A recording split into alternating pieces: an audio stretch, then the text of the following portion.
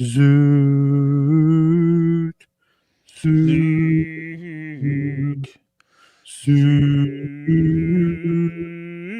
Zoot. Oh, stop goofing around, man. We're live. Hey, Hey, everybody, we're and supposed to be welcome. professionals, man. Yeah. Hello, everybody, and welcome. This is the Apostate Prophet. How's everybody doing? How's everybody doing? Howdy, howdy, howdy. So, David, what's up, man? How you doing? Hey, yo, what's up, man? Good. Not much. Just checking out what's the latest from the wonderful commentator Candace Owens regarding these topics. I was just actually preparing this topic to speak about or to listen to Tulsi Gabbard and her insights about Islam or radical Islam, as she mistakenly calls it. But then I saw that Candace Owens chimes in on Islam and says, "No, Islam is not a problem.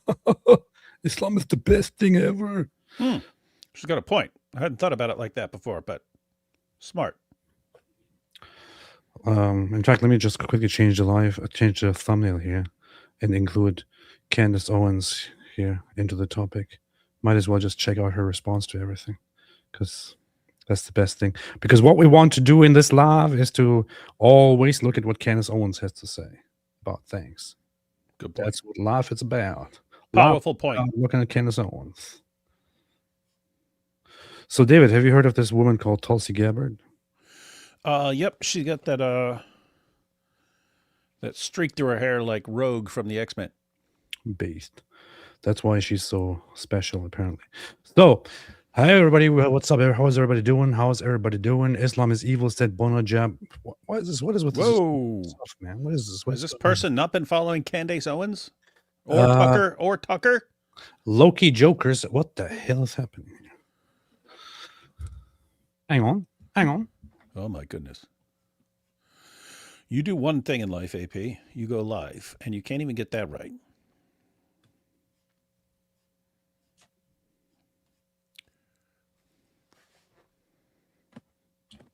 What a fantastic start to a show. It is. This is like start to the best show ever. Welcome. Hi, everyone, and welcome. This is the Apostate Prophet.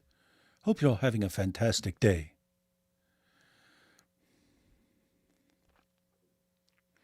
He was just messing with stuff beforehand. I said, do not mess with this stuff during a live stream, man. He's like, no, it's too late. I might have to do it. And you see the results. Well, I would apologize, but I regret nothing. I apologize for nothing. This entire show is ruined, and there's nothing anyone can do about it.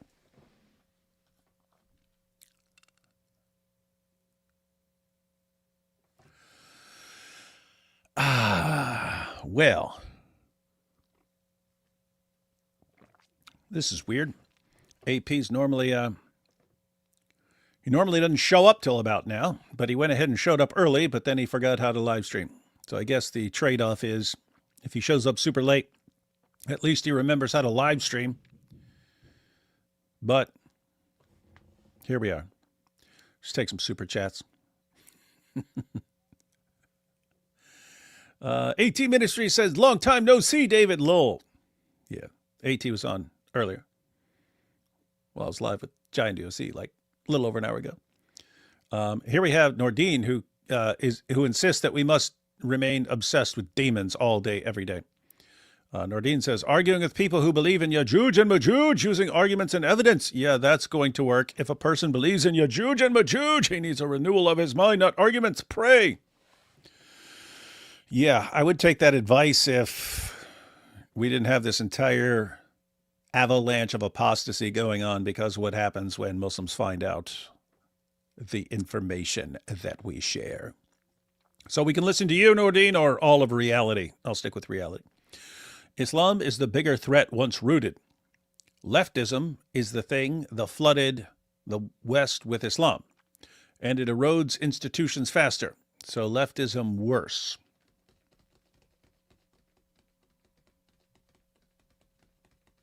You may be right. But it does seem like they are kind of 1-2 punch.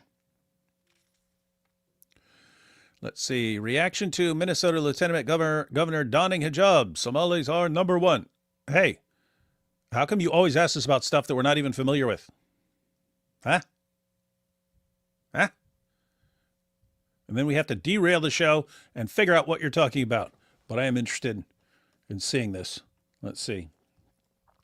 Minnesota Lieutenant Governor hijab. Oh, yeah, very powerful. Huh, what is this? What do we got here? Minnesota Lieutenant Governor dons hijab in visit to Somali market as fraud scandal unfolds.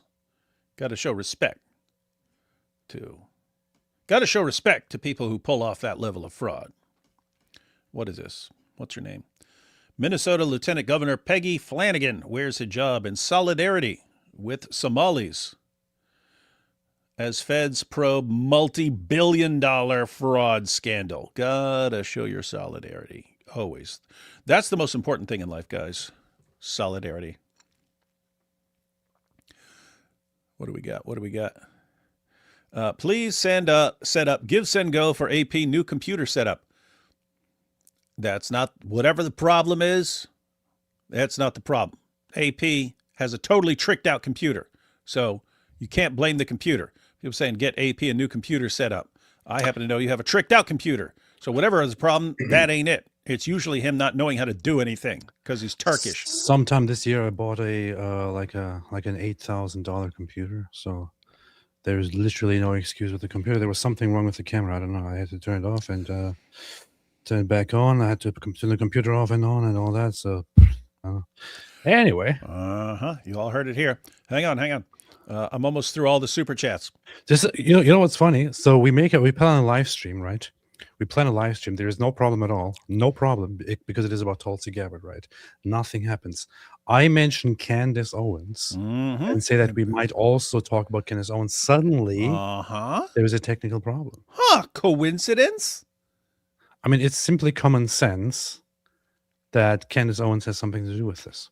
Yeah, you could say coincidence, but if we're just going to start calling everything coincidence, how do you describe the assassination of JFK? Okay? Exactly. Okay? There are conspiracies at work. And just as soon as someone mentions Candace Owens, the entire stream comes crashing to the ground. Coincidence? Yeah. Little common sense. In fact, I can prove to you that Candace Owens actually possibly has something to do with this.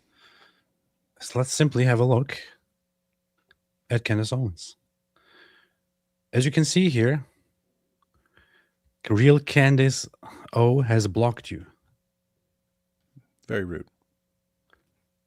So Candace Owens clearly has something against me and hates me and has blocked me. To be fair, I also blocked her. But that doesn't matter. Maybe because I blocked her after she blocked me, she now has a grudge against me, which is why she attempted to take down this live stream. And possibly to assassinate you for exposing her and her husband for not being what they claim to be. Yeah, so we have established already yesterday, during yesterday's live stream, was it yesterday? Yeah, that Candace Owens is a man and that her husband is actually a woman, which is why he doesn't have a penis. And it's how they were actually able to produce offspring. He had the babies that she put in him. She impregnated him, which is how they got their babies, which explains anything. And if you, are we not supposed to ask questions? We may ask questions. Have they proven otherwise? Have they? Where are they? There's just complete silence from Candace O. Yeah. Weird. It would be so easy for them to refute. So I was earlier looking at the Tulsi Gabbard speech and all that. Then I saw that Candace Owens yesterday, as we were live, actually right before we went live to talk about her, she made a post about Islam, which actually kind of shows and very clearly proves that she was watching and that she was preparing preparing to watch our live stream, where she saw that we are going to talk about Islam and about Candace, which is why she then made a post in which she said, no matter how hard the GOP tries to make radical Islam happen, the base doesn't care about it. We are way more concerned about Israel. You can deny reality and scream about Tucker, but the party can no longer be governed by those who refuse to acknowledge the Zionist elephant in the room. You know what's very funny about this? What's very funny about this is that Americafest, Turning Point USA, actually did a survey of people who attended the event, in which they asked them what their main concerns are and what the greatest threats to the United States are. David, which issue did the conservatives who attended Americafest say is the greatest threat to America? I'll go with, what is Islam for You 1,000, are Alex? correct. Correct. You are a winner. So, the conservative base, which is based, actually agrees that Islam is the biggest issue. And here she is, like, the base, the voter base doesn't care about Islam. Yes, they do. Yes, they do. Yeah, Candace really seems to think, I mean, she does appear to live in a bubble. It's her and her fans, and she thinks that her and her fans like represent the world, Yeah. or at least conservatives or something like that. And it's like, okay, we actually have the data, and it doesn't point to what you're saying. So here is Andrew Colvett, who is the co-producer of the Charlie Kirk show and was also very close with Charlie. We asked if attendees would be in favor of an... Oh, no, wait. We also polled attendees' views on Israel. And then here, asked about the top threats facing America. Respondents ranked the top issues, the top 6 issues as 1, radical Islam. So people who attend conservative events like Americafest agree that radical Islam, by which we can just say Islam, is the number 1 threat to the United States of America. According to Candace Owens, however, conservatives do not care about this topic. Well, what if Candace is right, and it's just the Jews who make you think that's what the poll says? That's a good point. In fact, the same poll also asked the question of Israel, in which of all the Americafest attendees, 33.3% said Israel is our top ally, whereas 53.4% say Israel is one ally of many of the United States, and only 13.3% said Israel is not an ally. Whenever there is a speech at Americafest, you can see that the pro-Israel opinion during this Americafest, contrary to what people actually expected, seems to have much of the support of the audience, whereas the anti-Israel stance doesn't very much. So she is trying to push this propaganda, which actually falls apart when you go into the real world, that everything people care about is just anti-Israel and nobody cares about Islam. In fact, people do care about Islam more than anything else as a threat to America. And people also don't have this huge concern about Israel. You have that online with your Pakistani base, and with gropers and all that, but you don't have that in real life with voters among Republicans. There is a follow-up post here, which I'm not sure why I can't see right here on the screen, but let me view her posts. She further said after the first one, I'm just trying to spare you guys the inevitable billion-dollar ISIS is coming digital campaign wherein a bunch of online influencers will suddenly pretend they are deeply concerned about the threat of radical Islam. Yeah, we'd have to pretend. Yeah, because it's not like we've been pointing this stuff out for a while now. It's also interesting.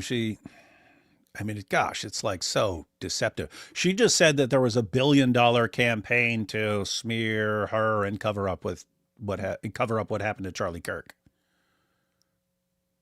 Candace, gosh, she's stupid. Candace, let me break this down for you. Real simple like. There would be no need for a $1 billion campaign to cover up what happened to Charlie Kirk. You can get one of the world's best assassins for way, way cheaper. They could do the job quite easily, and you would never have any clue who did it, and you could blame whoever you wanted, and there wouldn't be this. You wouldn't need this big cover up. You wouldn't need it. You don't need, wait, we've got Israel and Egypt and France and the U.S. government and Turning Point itself and everyone working together, and oops, they botched it and they left clues for Candace to figure out, and now we've got this $1 billion cover up.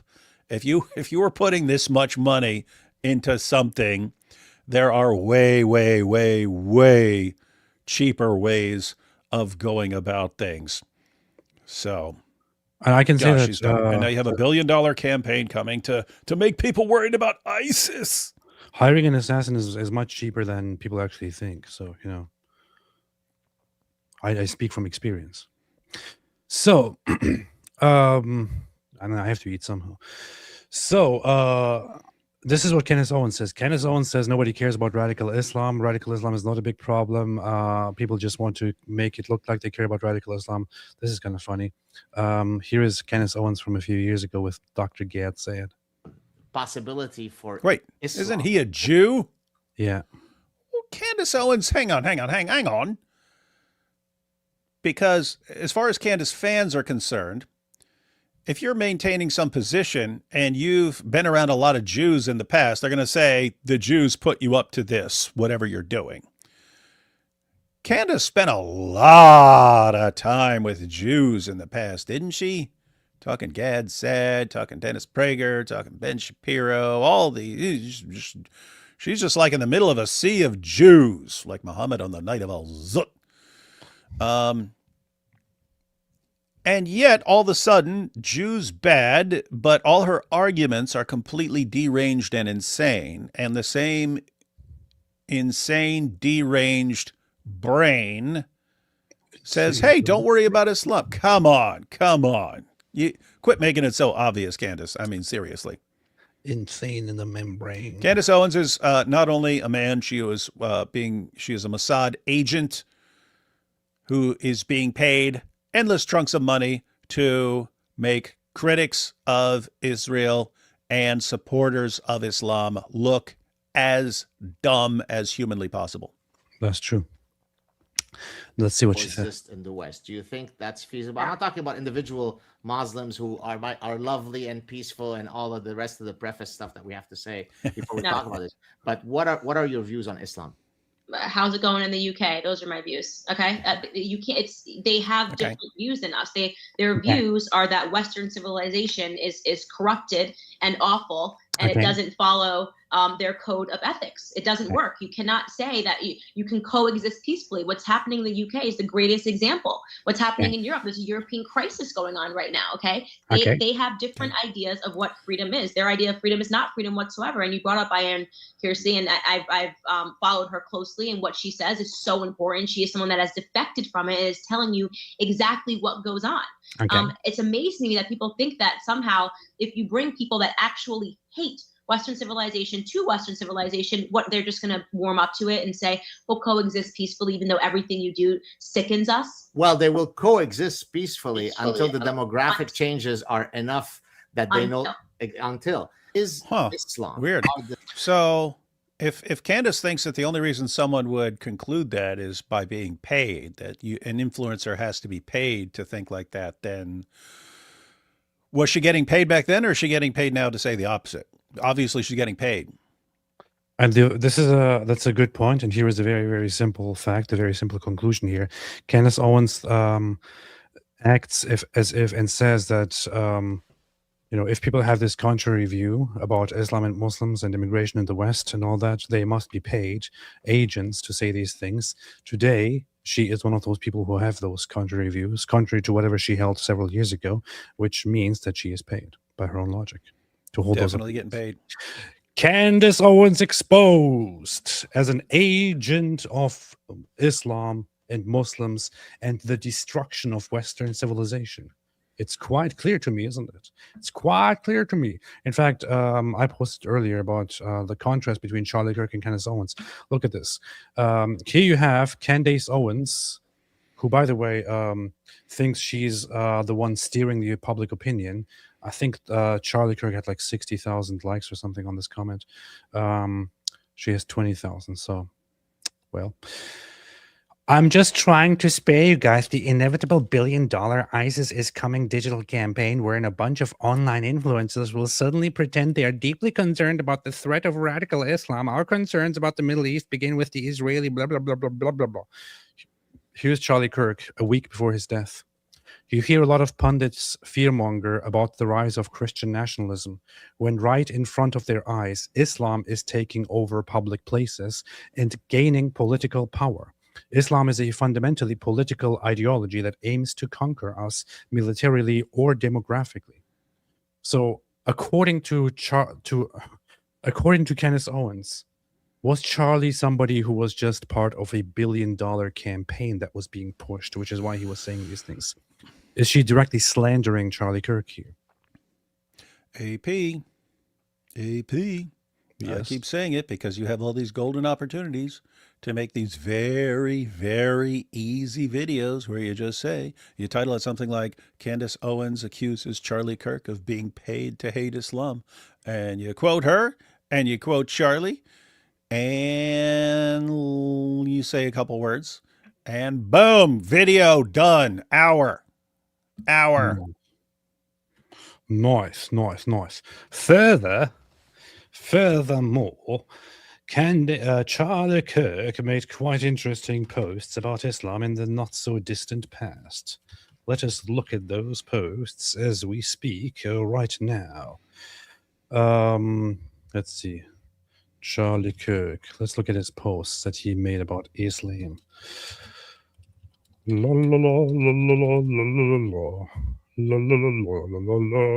Okay, so Islam is this is 1 day before his death, 1 day before his murder. Charlie Kirk posted the following: Islam is the sword the left is using to slit the throat of America. This is Charlie Kirk 1 day before his murder. Islam is the sword the left is using to slit the throat of America. According to Candace Owens, this is complete nonsense, and he was probably being paid by a $1 billion industry to fearmonger about Islam, right? You hear a lot of, okay, I read this already. Islam has conquered Britain. We cannot allow for the same in America.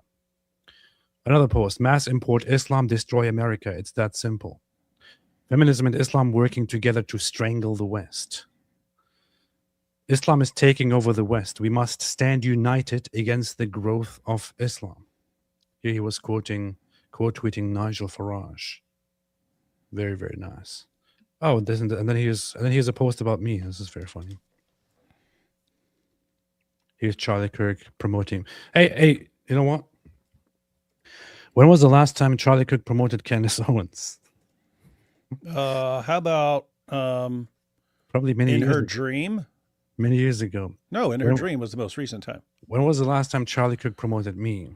Charlie said, "You're the only one, Candace. You're the only one who can reveal the truth." 2 months before, less than 2 months before his killing. So that means that Charlie Kirk cared more about me than Candace Owens. That means that I am more important in relation to Charlie Kirk than Candace Owens. So therefore, Candace Owens now, according to the public perception and according to her own logic, should shut up about Charlie Kirk. And I have the authority to speak about Charlie Kirk, not her. That's how it works. That's her logic. It's her thinking. She is such a fraud, man. Such an absolute fraud. If anybody is being paid to promote anything here, I think that it is quite clear that she's the one who's being paid by certain pro-Islam sources to promote Islam and to promote anti-Israel stuff and anti-Semitic stuff in the West, and to defend Islam, to distract from the problem of Islam. That is what she is. She's working with and for the enemy of America and of the West, and of Christians and of Christianity, by the way. She's promoting and defending a religion which openly declares that Christianity is evil and false and that Christians are the enemy to be fought by Muslims. That's what she's promoting, because she's evil. Anyway, John West 545 says Wood's second law: a conspiracy theory's probability is inversely proportional to the number of conspirators needed to be involved. How is this Wood's law when there is no Zut involved here? It's a good point, though. Yeah. Hey, what's up? What's up, Goldie? Goldie Gamari. Good to see you here. Good to see you here. Good to see you here. Goldie also has her own channel where she just started publishing videos and streaming. Would always recommend going and checking it out. Where she's doing good work. Just doing good work. Right here, as you can see, I am subscribed because I'm cool. Not everyone is as cool as me. So GV9791, Islam is the truth and Candace Owens is its prophet. Candace had a dream. Kemal also says Megyn Kelly is now on a jihad against Barry Wise, which is very funny because she loved Barry Wise and was wishing her all the best and all the success just a few months ago. But once Barry Wise spoke about her, she was like, "No, she's a horrible person." It's kind of funny how that works. Joe Moses, Texas Representative candidate Valentina Gomez rips off hijab and badmouths Muslims from the podium they set up for her. Powerful. Wonderful. Good move. Nordine, can you promise me you'll pray about it? Yes. Not sure what you mean, but yes. Not from you, Nordine. Nordine is insisting that we have to just talk about Yajuj and Majuj and be obsessed with talking about demons all day. Yajuj Majuj. Recycle Bin AI says Christ's lordship is proof Zionists rule the world. This is true. Plato Spietato says, why so many anti-Islam Christian apologists are so pro-Russian? Raymond, Andrew Wilson, Jay Dyer, etc. Russia pushes Islam to the West. Why support it? Are they pro-Russia? I don't know. I mean, I know that Jay Dyer probably has very pro-Russia sentiments. I'm not very sure about Andrew Wilson or Raymond. Are you talking about Raymond Ibrahim? Seems like lots of Orthodox people look to Russia as the greatest place in the world. Which is very, very dumb, considering that Russia is one of the greatest cancers of our time, especially with Putin's evil, expansionist, oppressive, chauvinist government that we have. If there's I would say that of the top great threats and dangers to the West and to the free world and to the rest of the world, after Islam, Putin is definitely somewhere in the top 5 or the top 3, maybe. Putin's Russia. And to be honest, let's just be very, very honest. I don't care what anyone says about this, okay? What anyone says in response to what I'm going to say.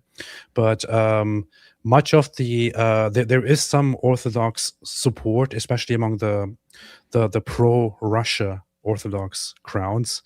It is very, very unfortunate that currently the much of the Russian Orthodox Church in Russia is, objectively speaking, right, being used as a puppet by the Russian Putin government. And the Putin government is an evil one, that is an oppressive one, that is an imperialist, an irredentist one that simply believes in expanding their power and making all those former Soviet republics bend their knee to great Putin and great Russia. It's a great, great evil. Unfortunately, there are some people who actually support that kind of stuff. And those people should not ever be speaking about justice or freedom or honor or Christianity or goodness or morals and whatever it is. It is a whole other imperialist worldview that is a giant cult which completely ignores facts wherever they face them. Russia is unfortunately bound by this great evil of Russian imperialism, which Russia has always been bound by for 500 years now. When they fought with the Turks, with the Ottomans, the first thing they wanted to do was to take Constantinople and not give it to the Greeks, but rather to take it for themselves, to become the new Roman Empire and make all the other Christians bow to them, basically. When Constantinople was taken over by the Ottomans, the concern of the Russians was not to come in and help. Their concern was, oh, good, now we are the new Rome. Now we are the new leaders of Christianity. Now we are the new leaders of the Orthodox Church. Their concern has always been to just run over and enslave and subjugate other populations, because all is for Mother Russia, because Mother Russia is the best thing there is. It is a horrible culture that, I mean, I would be very, very happy if Russia was divided into multiple different countries in a Balkanization style. But anyway, enough about the hate against Russia. So, Forever made a super sticker. Thank you so much. Appreciate it. I can't really see it, but I appreciate it anyway. Cars in Dimension says a clinical term for Owens, Jews on the brain. That's true. Very, very much. Potato Sandwich. I wonder what Candace thinks about Coptic Christians. I wonder about that too. She doesn't seem to care very much about Christians who are afflicted by oppression under Muslims. She really doesn't care about that kind of stuff. Despite the fact that statistically seen, Christians face the greatest oppression in the world of all religious groups, and by far the greatest contributor to the oppression of Christians is Islam. Big surprise. So I cannot possibly understand how anyone would claim to be doing things for Christians and Christianity and then would defend Islam and Muslims. It's terrible, terrible, terrible. What do you think about this, David? Thank you. I'm thinking, even though I served up a perfect, easy video for you, you're obviously not going to make it. And so I was thinking I should make a video tomorrow, Candace Owens versus Charlie Kirk on Islam. And it would be the easiest video I've ever made in my entire life. That's what I was thinking. Beast. Putin and his Napoleon complex, says Diony. Very, very much so. Very, very much so. Hey, or Candace Owens versus Charlie Kirk and Candace Owens on Islam, because she's been on both sides. That's funny.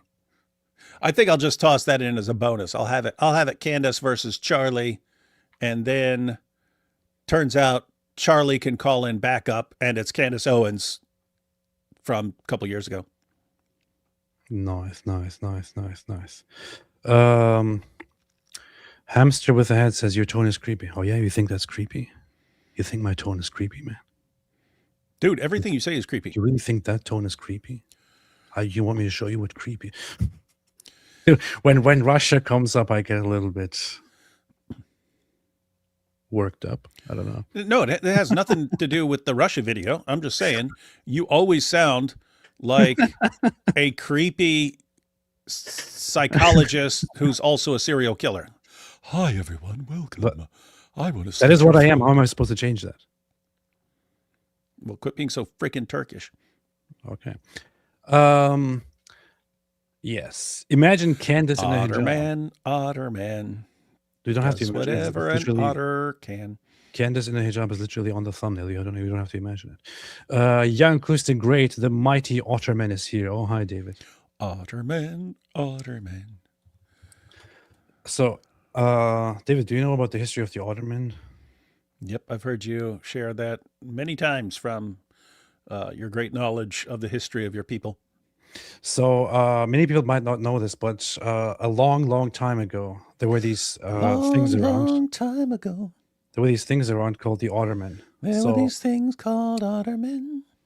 Long time ago, there were the Ottoman around. So people usually do not know this because this history has very much been suppressed. But until 100 years ago, the Ottoman were invading the world, and people were very, very scared of them because of their shape and form and their size. So the Ottoman would go around and conquer left and right in the name of Islam, trying to amplify Islam and scare people with their huge nature and their huge, stature.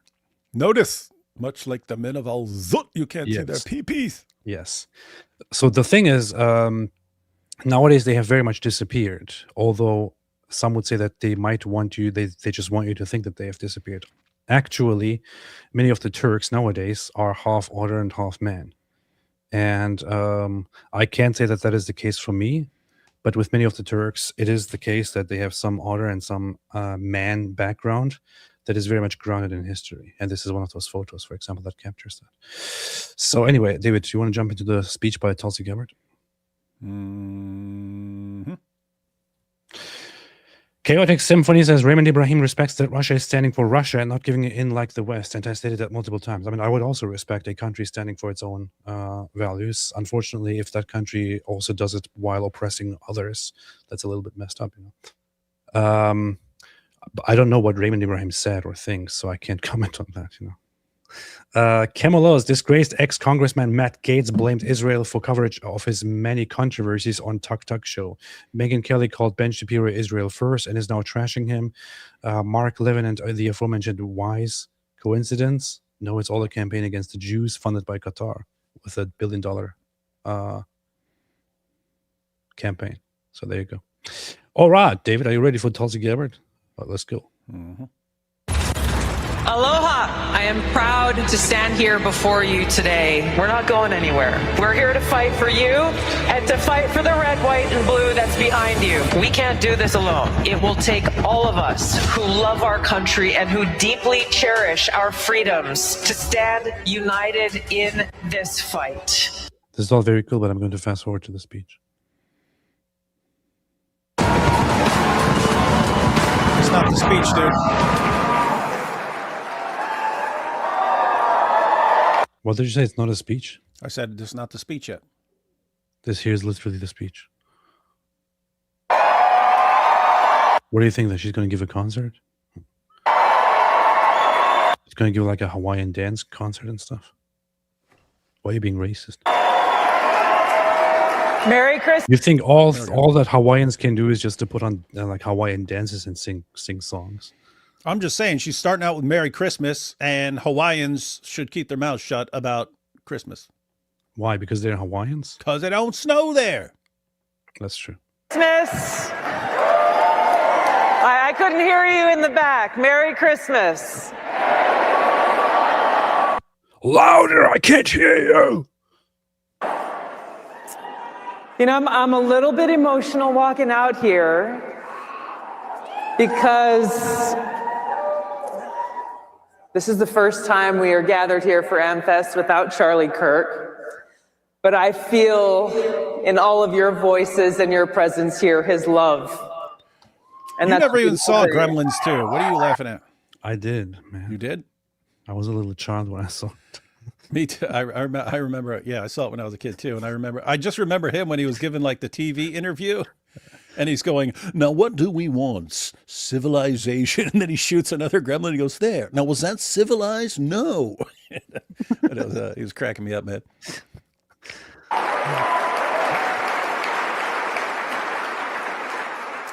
You know, at all the different TPUSA events that I have been. Look at this. Hutch Boogie says it absolutely snows in Hawaii in the mountains. Mountains don't count. No, it doesn't. It doesn't. And you want to tell me that it actually snows in Hawaii? It doesn't. Prove it. And no one's up on those stupid mountains anyway. Oh, let me guess. You have Eskimos who live up there too, right? Yeah, sure. It's literally an island in the middle of nowhere. Why would it snow there? Mm-hmm. It doesn't. And you really think Santa goes there? All the way out in the middle of nowhere to catch a couple of people on some crap island? He's not going there. He's not flying there. Now, if you said he would take a vacation there or something like that, yeah, maybe, but he ain't delivering no presents. He doesn't take vacations, man. He prepares from the first day after Christmas for the next Christmas.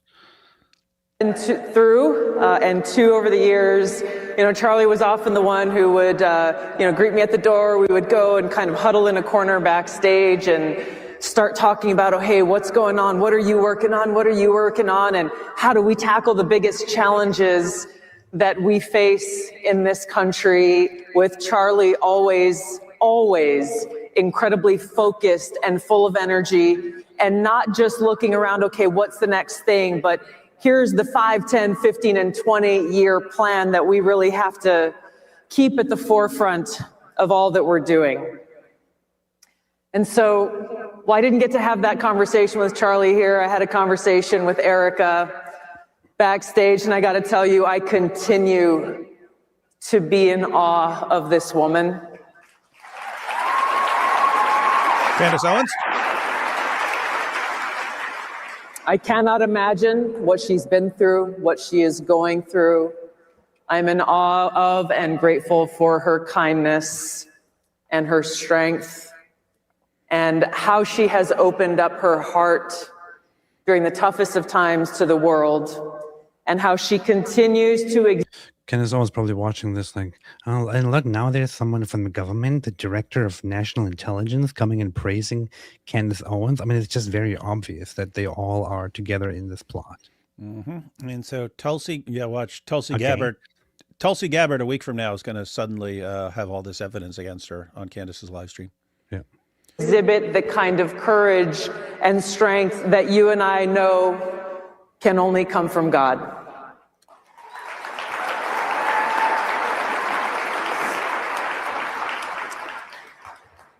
We hear a lot of talk about unity. It's a word that is frequently used. We must stand united. We must come together and unify. But too often, we don't act. I have a little question that I think might be a little bit irrelevant. But when she says God, I'm pretty sure that Tulsi Gabbard is not a Christian, right? Yeah, what is she? Buddhist, Mormon, what?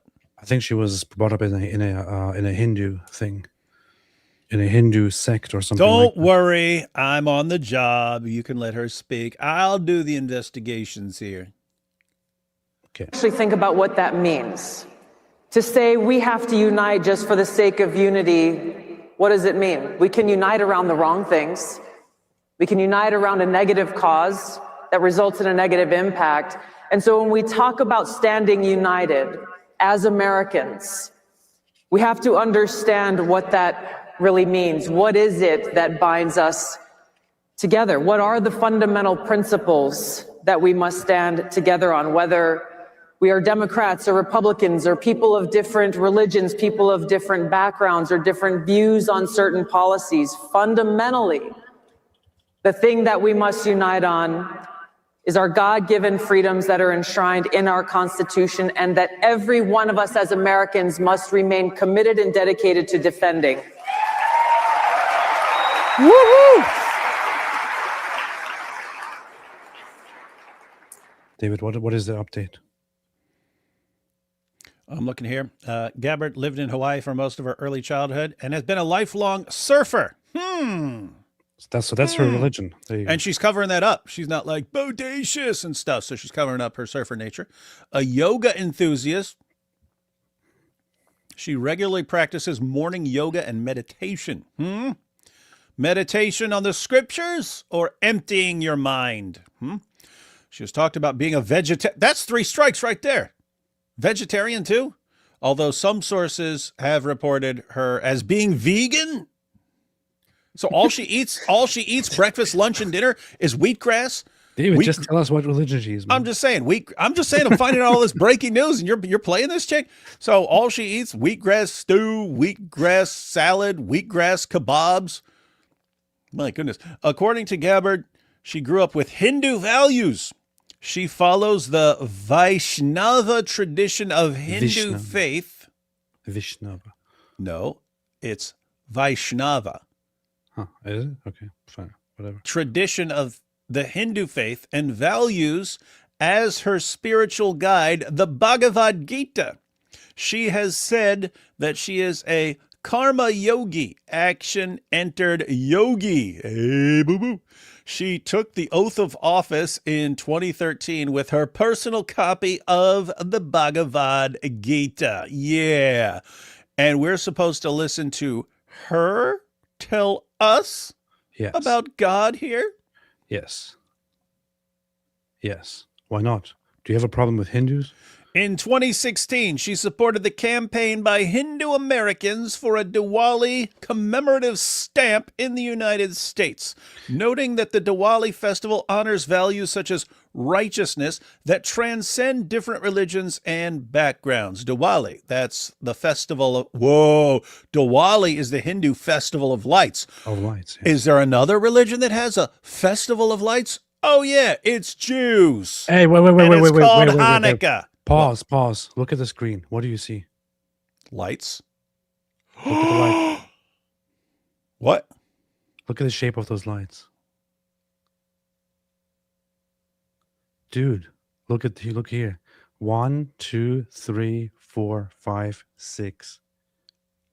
This is the Star of David. Star of David, and they camouflaged it, and they've got the Star of David, the Festival of Lights, right during Hanukkah, mind you, and you're busted. Look, we they just deliberately. we just put all this together for Candace. We just put it all together for Candace. Candace, we wrote your hit piece for you. We wrote your hit piece for you. You can do an entire hour-long live stream on it and expose her for being part of the cover-up. They put the Star of David right here on the screen so we don't find out. Mm-hmm. And how many of them do you see? 1, 2, 3, 4, 5, 6 stars with The 6. same number as the points on the Star of David? Woo, hoo, hoo. Oh, winky dink. Woo, All right. hoo, hoo. Hindus are being paid by Jews. They put it right there in front of us to hide it from us so that we don't figure it out. But This is we so figured it stupid. out because we've been talking about Candace Owens, and now we're in full Candace mode. We see all this stuff now. We see it. Yes. Can't trick us. And With your yoga and your wheatgrass. And look at this. 666 666. And so we can agree that the biggest threat to America is meat, eating meat. And that's why I'm launching the campaign that all school kids will be fed nothing but wheatgrass with wheatgrass sauce and wheatgrass milk. And what is 6 times 6, David? It's 36. Mhm. 3 and 6. Now combine 3 and 6. 3 plus 6 is 9. That's the age of Aisha. That's the age of Aisha when she was raped by Muhammad. So Mhm. what are they trying to tell us? That we should all practice yoga while banging wheatgrass. Yes. I don't know. You got to figure it out. I mean, we got all the pieces. We just got to figure out how they all go together. Yeah. Anyway. Okay. That's where we need Candace. Yes. She's the That best. is our foundation. When we talk about America, we can look at borders, we can look at land, we can look at territories, but when we truly look at what does it mean to be an American and the responsibility that every single one of us as Americans carries with us, Weapons. it is centered on our foundational principles, on that vision that our founders had for us. I get a little bit zealous when somebody says what we as Americans carry on us. I immediately think of guns. I mean, it's I'll take my obvious. guns away. Yep, that's Second Amendment. What did she start? She started talking about our rights. Yeah. Our rights that we have I'll enshrined take my guns away in the man. Constitution. And then she says, and what we're packing here. In the Zoot sense. Yep. Not in the Warner sense. Knowing way back then how challenging it would be and how there would be frequent and consistent attacks on our freedom, and it would be up to us to defend them. And that's exactly where we are today. Charlie understood these threats. He saw them and focused completely on this defense of freedom, not just in words, but in action. He lived that truth that so many of us who either have worn the uniform or wear the uniform live by. I may disagree with what you say, but I will defend it to the death your right to say it. Did you hear that? I disagree with what Jews say. Mm-hmm. And she said she'll defend to the death. The Jews. How are you going to do that? With guns. Yeah. So she may disagree with what Jews say, but she will defend Jews all the time. With guns. With guns. This is full-on propaganda, man. And I just looked it up. She has a brother named Arian. Interesting. Dude, do the math. She has a brother named Arian. So she could be described as literally part of the Aryan Brotherhood. What? The sister of the Aryan Brotherhood. Huh. Interesting. It's real. Stop goofing around. This is a serious speech. And Yeah, and you're sitting here making jokes about the Aryan Brotherhood, gosh. Who either have worn the uniform or wear the uniform live by. I may disagree with what you say, but I will defend it to the death your right to say it. She just said it. She just said that. That's real. She just said that twice. Yeah. And then she said Israel. And Charlie lived. You know what's funny about the word Israel? Well, There is a saying, the struggle is real. What does it sound like? The struggle is real. Like the struggle is real. And what does Israel mean? Struggle with God. Right? yeah, So- but what other words in other languages mean struggle? But hang on. Let's go slowly, David. Don't jump the gun here. So the struggle is real. Basically means the struggle with God. However, if you unpack the word struggle, it also translates to jihad And in Islam and to Kampf in German. So Mein Kampf, jihad, and the struggle is real is all connected. And you know what's as dumb as we're being by putting this is exactly a Candace Owens show, guys. And her fans would be going, oh my goodness, how did we miss that? Oh my goodness, this is so powerful. Oh. See, this is why Candace is the only one who speaks the truth. Powerful. And if you were to go, hey, that's stupid and idiotic, they go, why are you stopping her from asking questions? Just asking questions. Just asking questions. Yes. Yeah, anyway.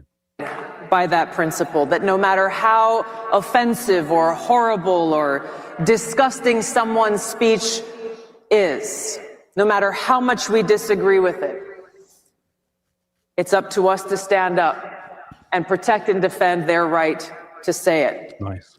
And to stand as Charlie did and defeat that weak or dark speech, that ideology, with a superior ideology that's focused on freedom.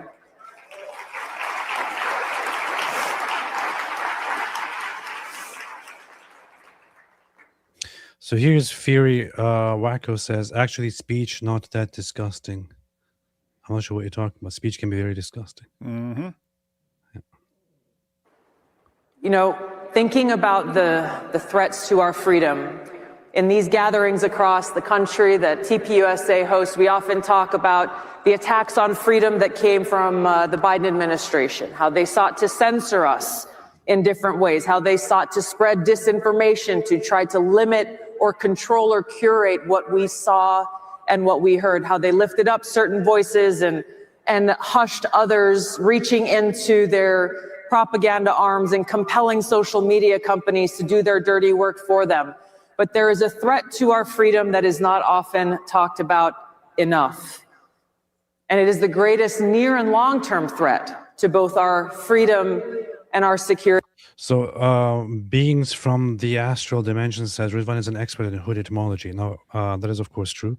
But the other thing about it all is also what do Muslims call Jews collectively whenever they refer to Jews? They say Yahud. Yeah, Yahud. Yahud. And here you have it, hood etymology. What is this user trying to tell us? Mm-hmm. That the Jews support this live stream. That's what he's saying. Yeah, obvious. And that is the threat of Islamist ideology.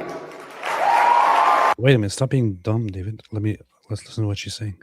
Our freedom that is not often talked about enough.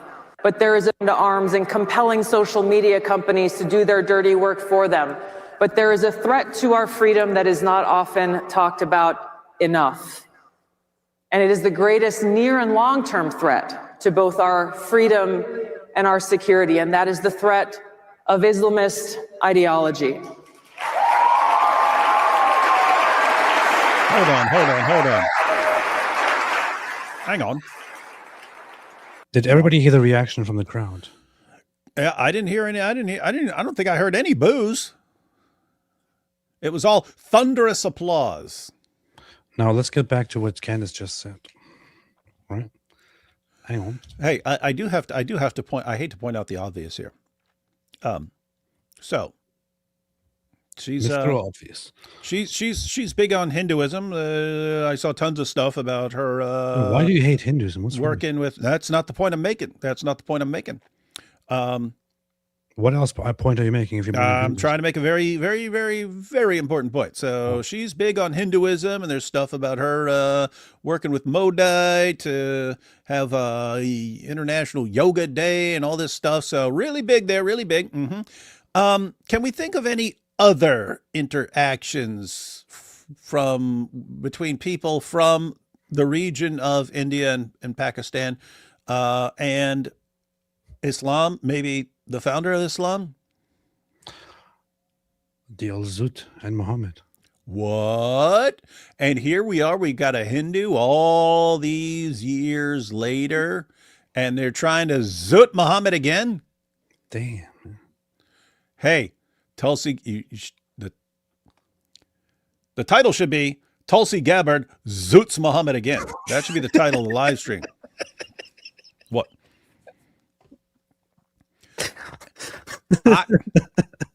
She's not very dark, but there could have been mixing, because I mean she literally has a brother who's named Aryan. But it wouldn't surprise me if she has some ancestors who were 100% Zut, and that she's honoring the memory of her ancestors and what they did to Muhammad on the night of Al-Zut. Tulsi Gabbard called looting Muhammad in front of 20,000 people. It's pretty weird. So here is Candace Owens saying, no matter how hard the GOP tries to make radical Islam happen, the base doesn't care about it. We are way more concerned about Israel. All right? Let's hear once again what the crowd actually thinks about radical Islam. And we've seen what they think about Israel already. Yeah, let's hear it one more time. Enough. And it is the greatest near and long-term threat to both our freedom and our security, and that is the threat of Islamist ideology. And I mean, think about this. Like that was a zooting right there. The whole crowd joined in zooting Muhammad. But what did she say right before that? Because she's dropping all these hints everywhere. What'd she say? Near and long. How would Muhammad have described the zut on the night of Al-Zut? Near and long. Near and long. Come on, Tulsi. Don't make it that obvious, right? You got to be a little more subtle. Near, long, where. It is propagated by people who not only do not believe in freedom, their fundamental ideology is antithetical to the foundation that we find in our Constitution and Bill of Rights, which is... But the people are retarded. Does it work now? Mm-hmm. Good. That our Creator endowed upon us inalienable rights, the right to life, liberty, and the pursuit of happiness. Man, I didn't say it was Shiva. Plus, she also said endowed. Yep. You keep making these subtle references to Zut. Yeah. Endowed, long, near, Muhammad's rear. Come on. Yeah. Now, Charlie focused on this quite a bit. He talked about it in ways that very few others did because he understood this direct threat to freedom. He did. Hey, I did it too. When we look back to the attack on 9/11 that happened 24 years ago now, it changed so many of our lives, where thousands of Americans were killed by Islamist jihadis who attacked us on that day. We were confronted with the reality of the lengths that they will go to try to attack the foundations of who we are as a country. It was a day that changed my life, probably like some of you in the room. It's what motivated me to enlist in the Army, to go out and to fight and to defend and to defend our freedom and defeat those who are attacking us.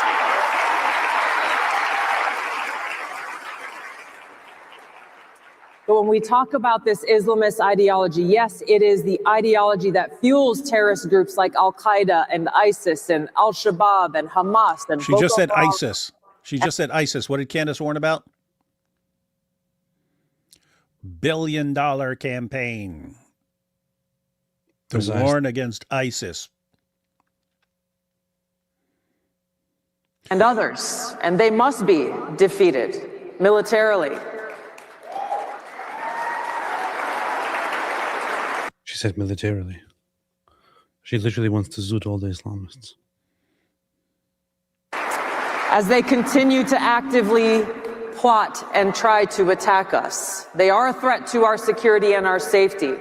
But this Islamist ideology is a direct threat to our freedom because at its core, it is a political ideology that seeks to create a global caliphate that governs us here in America, threatening Western civilization, governance by Sharia law.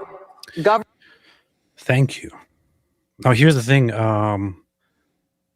I am kind of wary about Tulsi Gabbard didn't always have been.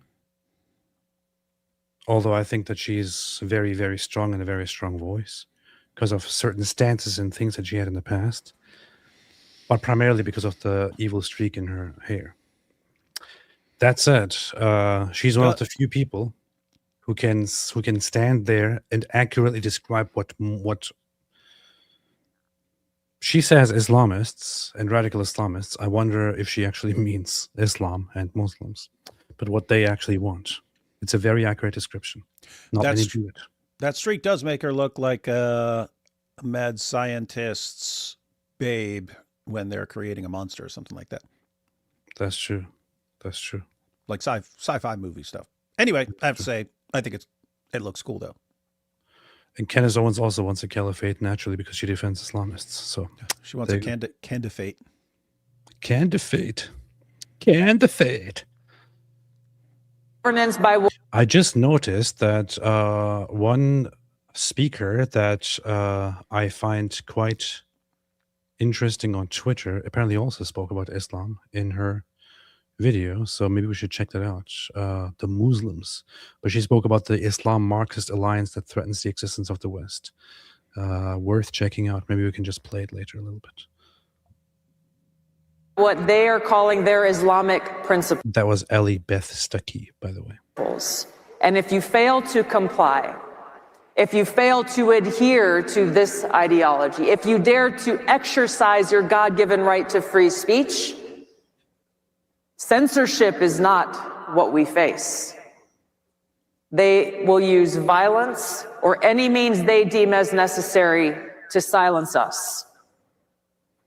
True. If we don't take action to identify this threat, to define it, to call it out for what it is, and take action to defeat it, then we will find ourselves in a place where many European countries and countries like Australia have found themselves. European. Countries where you can get arrested for praying silently on the street corner, as has happened in the UK. Not if you're a Muslim. Countries where you can be arrested for putting up a social media post that someone finds offensive somewhere. Thank you. The threats from this Islamist ideology come in many forms. As we approach Christmas right now in Germany, they are canceling Christmas markets because of this threat. In places like You know, the funny thing is, so I recently went to a Christmas market here in America. Wanted to find one of those proper German Christmas markets, considering that the Germans are the only ones who actually know how to make Christmas markets and all the others just copy them. Anyway, I went to an American German themed Christmas market, which kind of tried to capture the German spirit. Anyways, enough dissing. There was the one noticeable thing was that at the Christmas market, on top of several buildings that are part of the Christmas market, there were heavily armed police and security forces just watching out. Everybody who goes there knows exactly why they are there. Because of the Everybody who goes to a Christmas market and sees security forces heavily armed, on alert, looking around, knows exactly why they are there. Jews. Muslims. And guys, I'm not even joking. That's what Candace would say, because the Jews convince all these people to go on killing sprees to set up Muslims. And they're successful in these attacks to demonize Muslims. Therefore, the real reason that Christmas markets need tons of security now is because of the Jews. The Jews. But seriously, everybody knows that the emergence of Muslim populations, of significant Muslim populations, the emergence of immigrants into the West by Muslims, and the natural result thereof, which is terrorist attacks, has led to people being constantly on edge at something as joyful and nice and traditional as Christmas markets. So a very, very important, wonderful time of the year in Christianity, in the Christian West, people want to celebrate Christmas. People want to honor Christmas. People want to honor their traditions associated with it. Even the dirty atheists are engaging in Christmas celebrations. But we have to shut it down or cancel it or be on edge and prepare for violence, because the emergence of Muslims and the high number of Muslims has made everyone think, oh, Christmas market, there's this danger, anytime, any moment a truck could drive in and just kill a bunch of people. Any moment somebody could blow himself up. Any moment somebody could start shooting people or stabbing people. Everybody knows why this is happening. And somehow people are dealing with it as if it was something normal, man. See, sometimes I really think, what in the world is wrong with Western people? What in the world went wrong with Christian Western people? I don't understand. I can tell you exactly what we're wrong. All right, tell us. Give us a 50-minute lecture about it. Come on. The people. But the people are retarded. All right, that answers it. Well, it was that easy. Okay. And that's Osho, probably Tulsi's greatest hero. Powerful. True. Christianity is based. Minneapolis, Minnesota, Islamist clerics are openly pushing this Islamist ideology, trying to recruit and radicalize young people. Mm-hmm. Earlier this year, there was a conference that was held representing organizations like the Council on American Islamic Relations, also known as CARE, which issued a call to action to use American legal and political systems to implement Sharia law. They've been doing that forever. This is already. I don't understand what's so. I mean, CARE is so stupid. In order to properly make themselves acceptable and lovable, they could use their name and could call themselves Care Bears. They could start a Care Bear campaign with CAIR and Bear, and could have these cute Care Bears running around. Make Islam more lovable. I mean, think of it, man. Be a bit creative, idiots. What I don't understand is why we have politicians and people in high-level government positions right now saying crap that I was saying 18 years ago and acting like they figured this crap out. Yeah, exactly. And look at this. You have, for example, this image here, right? Take this. Care Bears, welcome to Care-a-Lot. You could take the Care here and you could turn it into CAIR and make it lovable. What the hell? Why do you have a Care Bear thing right next to you? I don't have a Care Bear thing right next to me. I have two of them. Why are you playing with Care Bears, man? I thought I'm the only one who does that. I don't actually know. My wife must have put them there, and if she put them right by my computer, I must have asked for them for some reason at some point. I just do not remember why. It would have been a point for some video, and then I just didn't use them. Nice. I actually we beheaded a bear at some point. Maybe it was related to that, but those are too tiny. I don't know. Yeah. Which ones are these? I got a little Care Bear plush thing for my young little boy sometime, because I loved Care Bears when I was a child, and he didn't like it. He was like, oh. So I had to keep it for myself. Actually, when I looked at the names, this kind of makes sense. This is Grumpy Bear, the blue one, and Cheer Bear. So yeah. I think this is like her making a subtle commentary on me and her. Like, I'm Grumpy Bear and she's Cheer Bear, I'm guessing. Well, you're a psychopath. It's not your fault. What was Grumpy Bear's power? Didn't they all have a power? They do. They radiate something from their bellies. Underway in places. Why are they booing, man? To use. You're talking about Care Bears and they're booing. American legal and political systems to implement Sharia law. This is already underway in places. This is already underway in places like Houston. This is not something that may possibly happen. It is already happening here within our borders. Paterson, New Jersey is proud to call themselves the first Muslim city. They are working to implement in their own governments these Islamic principles that are forced on people through the use of laws or violence. The bottom line is this: when we talk about the threat of Islamism, this political ideology, there is no such thing as individual freedom or liberty. As Charlie said over and over again, it is fundamentally incompatible with our nation's foundation of freedom. So here's the thing. What Charlie actually said was not Islamism, it was Islam. So when she's quoting Charlie here directly and saying that he also said that this was fundamentally incompatible with our Western values, it makes me think that she's simply using Islamism or radical Islam because she is probably She's a politician.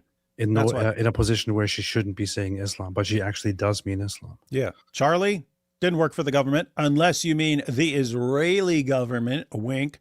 But since he didn't work for the government, he could actually just say it, whereas she can't.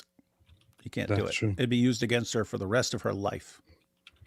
And then she'd have 2 gray streaks in her hair. That's true. That's true. I got heard my kid call for something. I just want to make sure it's not an emergency or something. All right. While David is gone, let's have a look at a few of the super chats, and then we can listen to actually let's listen to this, so that we can listen to a proper speech without being interrupted from by David with terrible comments. The question is macro Islam compatible with Western values? Macro. Of course it's not. There are 3 major reasons why. Islam does not believe in freedom of speech. Islam does not believe in freedom of religion. And Islam does not believe in separation of mosque and state. Those 3 things are antithetical to the West. In a Muslim majority country, most Muslim majority countries, you cannot criticize the Prophet Muhammad. In most Muslim majority countries, you do not have the same robust freedom of religion protections. And finally, whereas we in the West are very careful to try to intermix religion and state, they are commanded to actually go into the state and try to change the state to be more Islamic around the core pillars of Islam. And the last thing I'll finally say is, I cannot see a single Western country that has become more Islamic and has become a better place to live, that is happier or freer. By what metric? Just happiness, quality of life? Everything from quality of life, from cultural cohesion, from whether people want to live there, from prior to the native-born fertility rates. Again, people watching this will say is your criticism of the religion itself or not Muslim people? Because there are British Muslims who have been born here. You don't have to caveat it all the time. I know you guys have to because you're British and all that. A culture ceases to exist when we don't have unified language, when you cannot talk to your neighbor. I'm not discounting that there. This was the best thing about Charlie, man. He really didn't care. He just said it as it is. And he really didn't like the whole thing of, let's just clarify this. Let's put this in this way so we don't offend anybody. No, he really didn't care. He said it as it is. This is what was so awesome about Charlie. And he, by the way, also didn't care about what you say. I said this before, but when he invited me and put me on stage, I literally went there blind. So what he did too, when Charlie invited me to give a speech on stage, it was a big shocker to me because he initially invited me just to have an interview with me, and then he suddenly said he wants me to speak on stage, and to the last minute until the speech, I'm wondering if they're going to at some point give me some guidelines on what to say and what not to say. It never happened. He said, "Go on stage and talk." I was completely on my own in terms of what I may or may not say. The only thing that they did give me was, this person is going to be here to ask all your questions. You can ask her. You can, you can depend on her if you have any concerns, any questions, any needs, or anything like that. Other than that, when the day and time comes, just go on stage and give your speech, whatever you want. This is literally how Charlie was. He allowed everybody to say whatever they want, with no concern for who is going to be offended, is this going to be problematic, and all that. He was really a guy on of free speech, and he also said his opinion whenever he wanted to. He really didn't care about these little disclaimers and, I just want to clarify, I don't mean all Muslims. He was a very, very solid guy. Are good individual Muslims. The question that we need to reckon with the West is Mohammedism compatible with the teachings of Blackstone? Is it compatible with the legacy of Wilberforce? All right. And the great thinkers that have come from this country? And I will say, no, there's a reason why when you go to these Islamic countries that you're not going to see the equal protection of rights, that you do not believe in universal human equality, that you do not believe the same things that we believe in the West. And I think it's suicidal to import millions of them. Yeah, and you know what, just on a passing point on that, it's most of the time, as far as I'm concerned, it's not even multicultural, because there was an example there was a school a few months ago during Easter, which cancelled Easter celebrations out of respect for other faiths. So it's not as if the word multicultural and multi-diverse doesn't include Christianity. No, and again, this is the red-green axis, and Britain is at the forefront of this. You have the Marxists that have infiltrated your government and the Islamists that are coming to your country. And when they combine together, they both agree on one thing. They have huge disagreements on a lot. They hate the West, and they want to see it broken. Okay. This is what Charlie said. Stuff like this is what Tulsi Gabbard is referencing when she said that when she says that Charlie also said that Islam is fundamentally incompatible with the West, but she says Islamism and radical Islam. So she clearly does mean Islam, unless she's changing what Charlie actually said. But Charlie was right. He was completely right. And hey, if you want to have a conspiracy theory, Charlie focused more and more on Islam and said this is the most important thing that we should be focusing on. Toward the end of his life, he invited me, and he also reached out to others that I recommended or others that others recommended. He reached out to David Wood, to Inspiring Philosophy, to God Logic, and to others to invite them and start a whole campaign to educate people about the threat and the falsehood and the evils of Islam. During his last week, he made multiple tweets about how Islam is the biggest problem. On his last day, he said that Islam is the sword that the left uses to slit the throat of the West. If you want to make a conspiracy, maybe you should start a conspiracy about how the Islamists or Muslims had him executed or something like that. Definitely more believable than anything Candace Owens has suggested so far. Aquila says we should start Mendes or Candace has a PP. I like both of them. Russia is actually quite similar to Islamist ideology, as they just want to put their culture and way of life upon the West. Very, very much true. I agree. Liam Scott says Candace dilemma. Either she's lying about mold in her apartment, which makes her untrustworthy, or she's telling the truth about mold affecting her brain.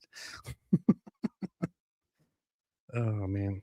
Now I remember again. Candace Owens mold. Let me see if I can find something about that. All right, I found one tweet by somebody that I really do not like. However, I'm going to bring it up anyway. Okay, here it is. In 2016, while working for a private equity firm in Manhattan, Candace Owens stopped paying rent on her $3,550 per month luxury apartment. Despite paying no rent, she continued living there for another 6 months, then sued the landlord for the apartment having black mold, which she claimed made her very ill. This is the photo she submitted as evidence that she suffered from eczema and other ailments. This is the photo. This is the photo that Candace Owens actually sent to the court to prove that she's suffering a horrible condition because of all the mold in her apartment, where she lived without paying rent for many months. Candace couldn't produce an expert witness to support her allegations, which the court concluded were a crock of shit. When the landlord countersued, she lost and was ordered to pay $17,719 in unpaid rent plus her landlord's legal expenses. So, this is Candace Owens, who was yesterday talking trash about how lawyers handle things. And I'm very sorry, but it's very, very obvious to anyone looking at this that Candace is actually a man. It's very, very clear. Candace is a man. And way below there, under there somewhere, is a penis. Everybody knows this. This is why the photo is cropped. This is why it's only of her face. So, anyway, getting back to Super Chats. John West, 545, Wood's third law. Any statement can be made into an Al-Zut joke unless you're on the news. That's good. I wonder where David went, man. Left-handed assassin. AP sounds like the smart gremlin from Gremlins 2. Candace Owens changed so fast that it makes me think she's been threatened to say the scab she's been saying, or being paid, or gone bad crap crazy. I think it's all of the above. Ash Mays, what's up, Ash? Commemoration of Martyrs of Nicomedia tomorrow, Byzantine Eastern Orthodox. Thank you for the reminder. Sketch Therapy, Vlad Tepes elzuted 60,000 Ottoman on 10-foot spikes. Songs of Deprivation, Hinduing in Plain Sight. What wheatgrass my ass. Mikey SHBK, David, you should make the Candace versus Charlie Candace video as a live debate like in these Joe Rogan parody videos. Oh, there's David is coming. I can see it. Hey, where you gone, man? Where you been? It's the year's over. You're still gone. Oh, yeah. No, it was my kid, but he was just saying he was hungry. Nice. David, here's a recommendation for you. Yeah, but I wouldn't know how to find all the clips, so I'd probably be using tweets. Nice. AC4620 says, hi, love you both. I hope y'all know how much of a testament to the Lord you've been and are. AP, I guess you mean David. AP, I watched you as an atheist and prayed for you, and now look at you. Only your Lord can do such miracles. Thank you. I appreciate that. Thank you. And God bless you. Alex B6KR2F, the impression David does is too much. Which impression? His whole life is an impression. Aussie Abe, yesterday I was mowing the lawn while listening to you guys, and a fly flew into my mouth. I made sure both wings were ingested to receive the blessing. Thank you. This is how you do things. That's not even the blessing. That's how you get the cure for the disease that the other wing was for. Yeah. You lick other people's fingers after they eat to receive the blessing. Ew. Brother, ew. So the Prophet Muhammad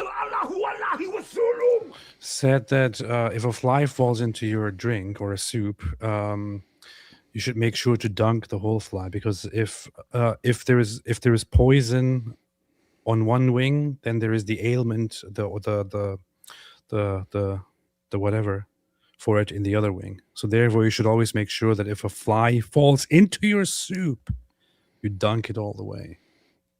Nabil said he did that when he was a kid because his grandma told him to.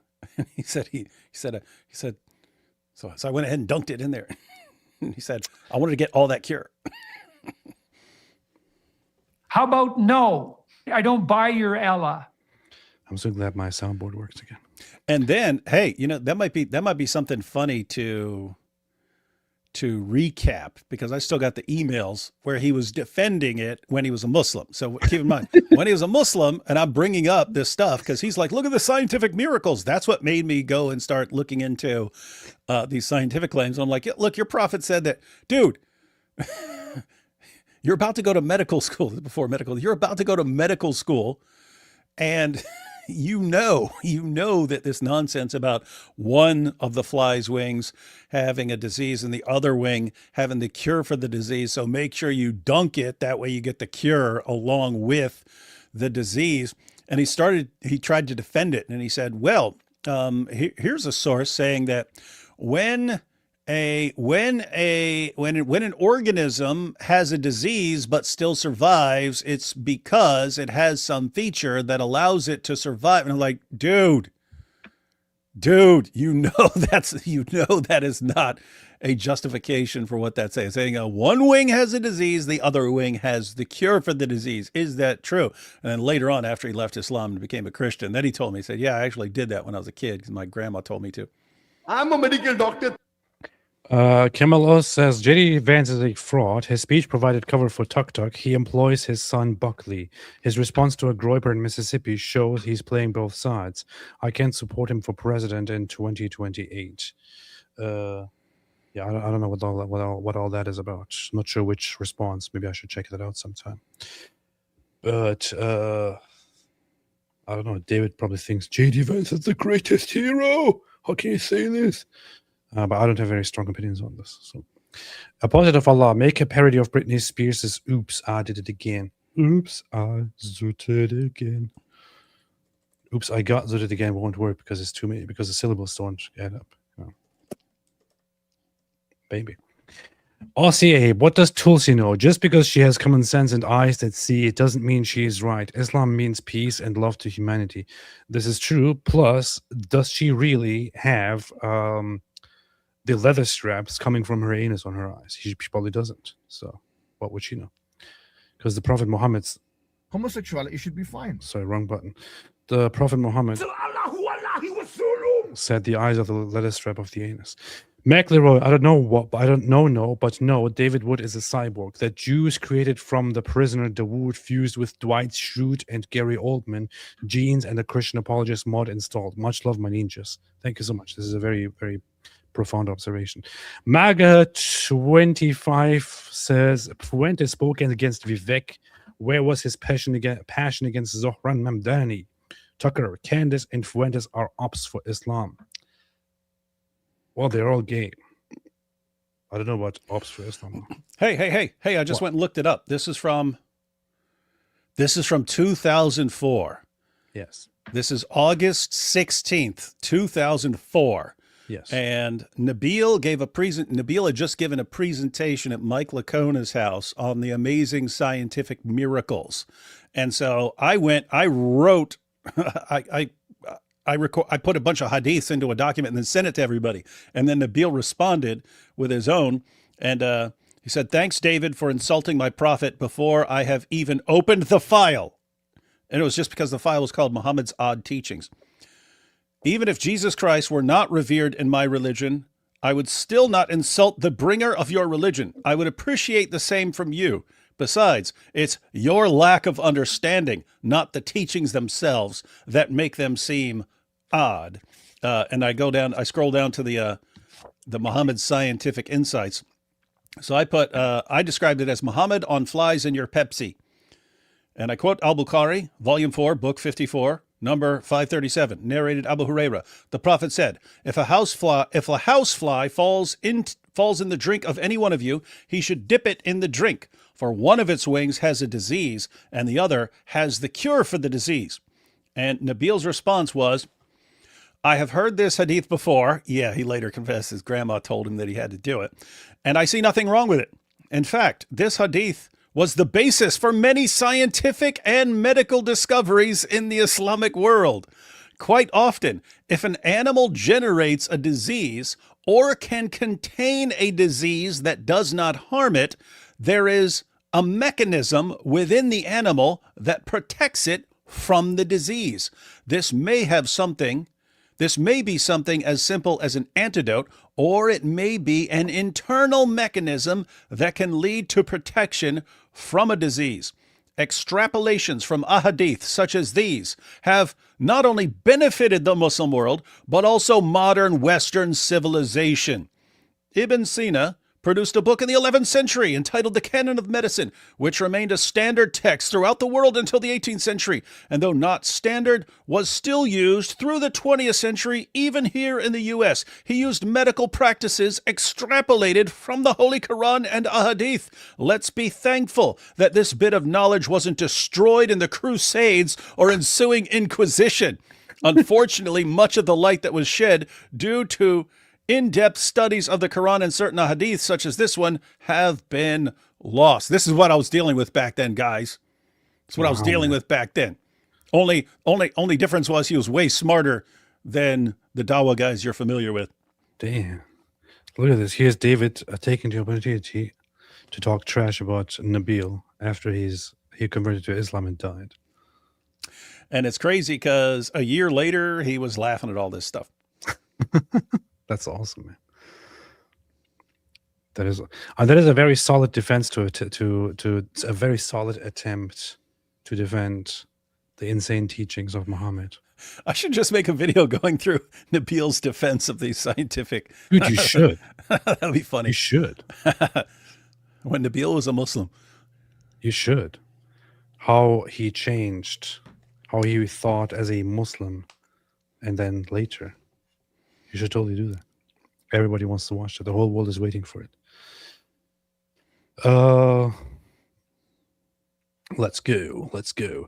Dawood, please remember to not forget to make a video about protecting Muslims from Muslims. You asked your viewers to remind you to do this.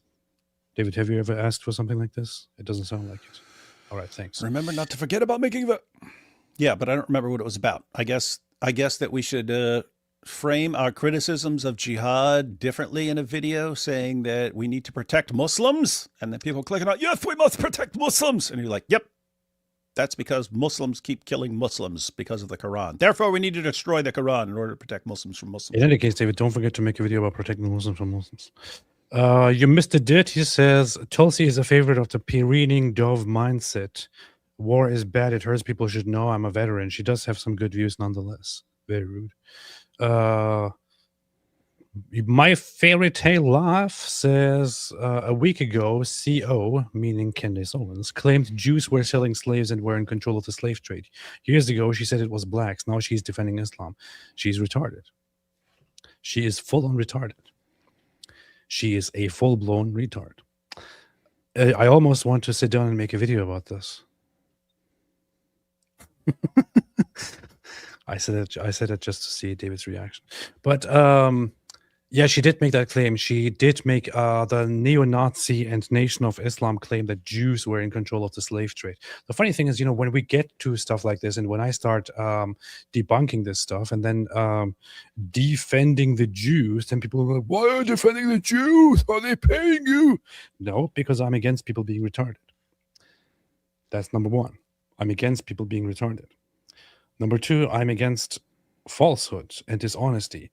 Number three, I'm so freaking sick of people attacking Jews with lies. Okay? Here is one of the things I actually responded to this. This was very, very funny. So a few days ago, when she was making those insane claims, which I, to that moment, only heard from the neo-Nazis and from the insane cult called the Nation of Islam, I heard it from Candace Owens, where she made the claim that the Jews owned all the slave ships. So I did what Groypers love to do, and I used Grok. Here you go. I posted, for some reason, after I posted this, I realized it now has 1.7 million views. I said, hey, Grok, Candace Owens has claimed that the transatlantic slave trade was actually run by Jews, and that Jews were the ones who owned and traded black slaves in America. Briefly fact check this and give us the real numbers and proportions of Jews in the slave trade. I posted it with this clip here, just so everybody knows that we are not misrepresenting anything, that she actually did go full retard. Wake up and learn the true history of slavery, because that wasn't exactly a white men sport, okay? Jewish people were the ones that were trading us. Jewish people were in control of the slave trade. They've buried a lot of it, but it's there, and you can find it. I think all of us need to wake up to this, because it's making me absolutely sick. Oh, you are sick.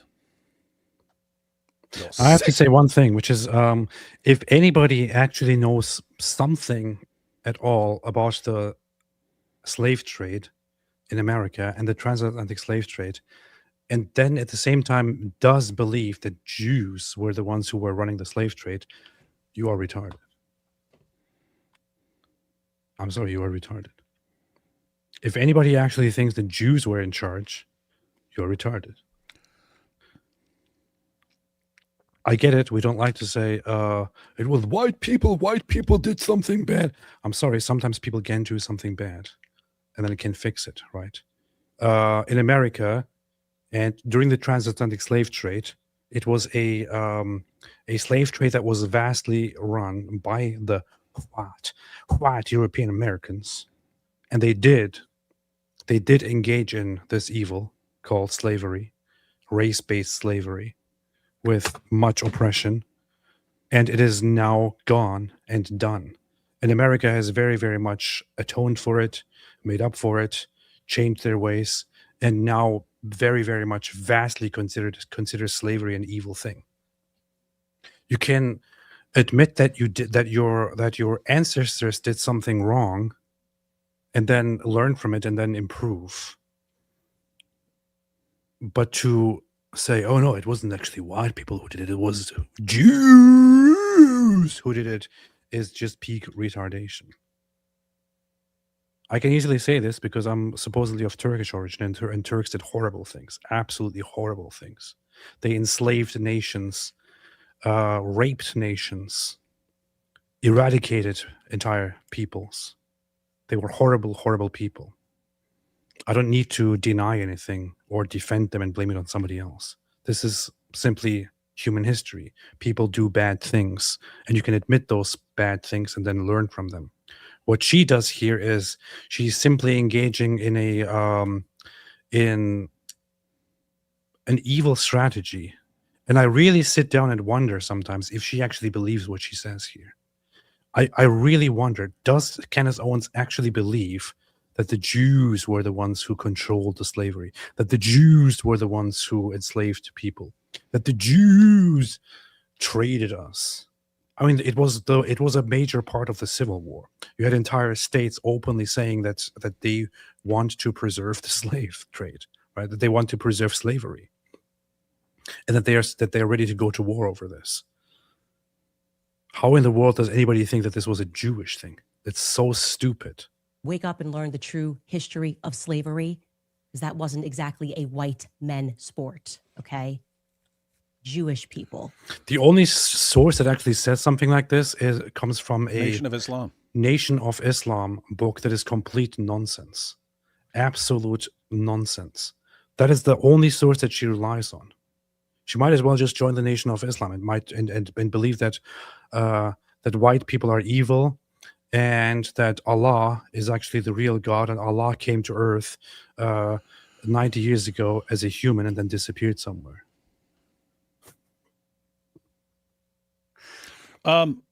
Did you show people the response? Because people are saying, what did Grok respond? So I went So ahead and looked it up, but here you go. Yeah. Here's what Grok said. Candace Owens' claim exaggerates Jewish involvement. Historians, e.g. AHA and Eli Faber, very, very bad move. Grok cites a Jewish historian. And of course, that is a very, very bad move to the gropers. Mm-hmm. Find Jews participated but did not dominate the transatlantic slave trade. Key facts. In 1830, U.S. South, Jews were approximately 0.3% of slaveholders with 20 plus slaves, meaning 120 out of 45,000. And approximately 0.2% with 50 plus, 20 out of 12,000. Dutch West India Company, Jews contributed 1.2% of capital. Overall role minor. Amid diverse groups, including Europeans, Africans, and Arabs, claims of control lack evidence. But she said it's there, so you just have to find it. The funny thing is that certain people will now come and respond to this and say, but there was this one Jew who actually owned 20 slaves, so therefore all Jews were in control of slavery, you see. I actually did see people bring that kind of stuff up. There are a bunch of people saying she's right. People are freaking stupid, man. But I mean, think, even if you didn't know anything else about Candace Owens, if all you knew is this, that she'll just randomly say, black people, Jews are our real enemies. They're the, it's not white, what wasn't white people, it was Jews. Jews ran the slave trade. They're the ones who enslaved us. And look at this. If that's all you knew about her, why would anyone ever take her seriously again? Here's, of course, citing Jews who claim Jews didn't do it. Grok literally cites two sources here for an example among many. AHA and Eli Faber. What is AHA? Very easy to find out. Is it some Jew whose name is Is it? Here's what the AHA is. There's a music group called AHA. The American Historical Association. But this is exactly what they will do. Wait a minute, there's a Jew here. So that means it was only claimed by the Jews. This shows that the Jews are trying to hide the truth. Forget about what aha means. Aha probably means aha. Aha made that song.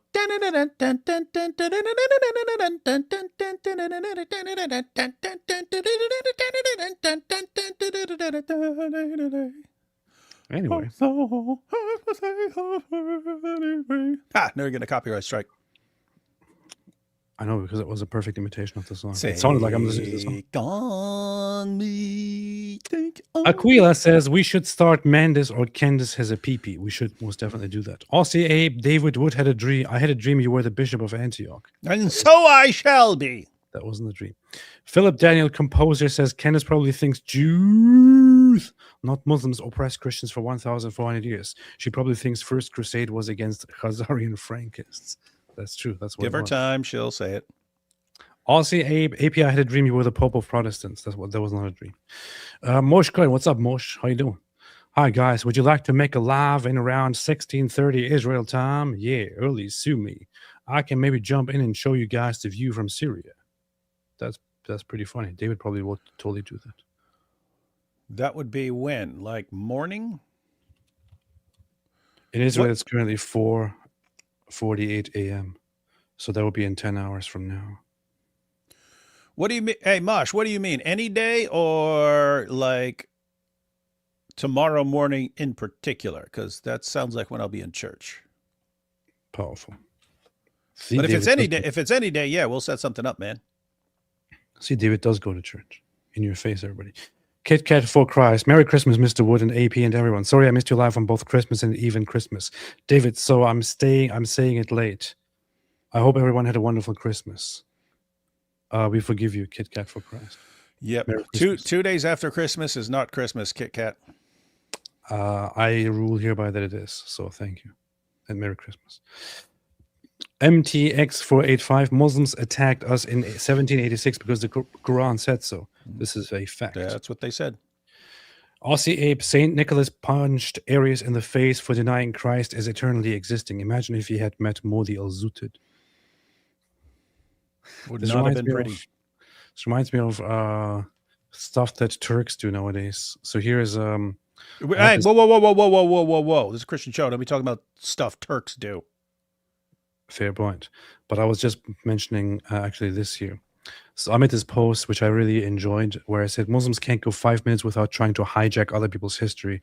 There was no Turkey when St. Nicholas lived, nor were there Turks in Anatolia. This is in response to this account, Daily Turkic, saying Santa Claus was literally an old man from Turkey who went around giving gifts to kids. He helped children, poor families, and then Americans added reindeer and branding.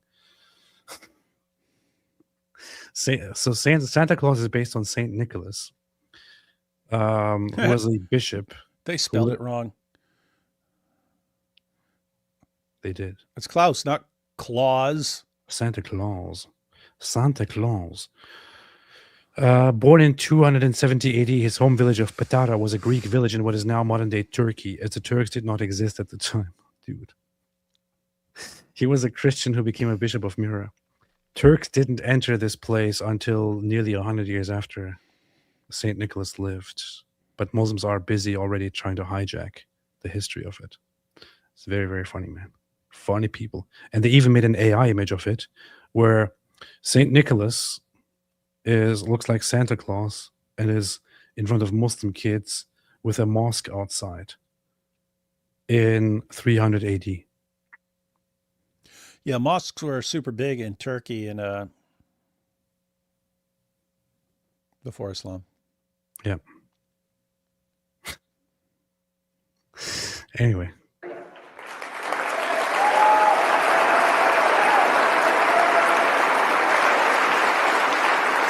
And at its core, when we understand that our freedom comes from God and no one else, we understand the seriousness of this Islamist ideology threat, because it means they deny that God is the one who has bestowed this right to freedom in every one of us.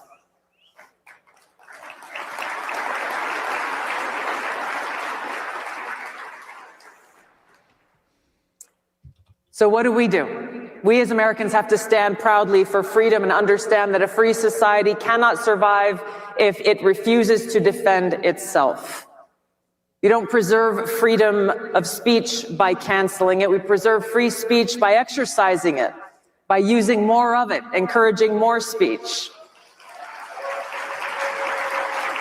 We protect our Constitution by ensuring loyalty to the Constitution. We protect our democratic republic by ensuring that we, the people, elect leaders who not only believe in American values, but actually live them. Leaders who are committed to ensuring that we have a government of, by, and for the people, and leaders who most importantly put freedom and the interests and well-being of the American people first in every single decision that they make.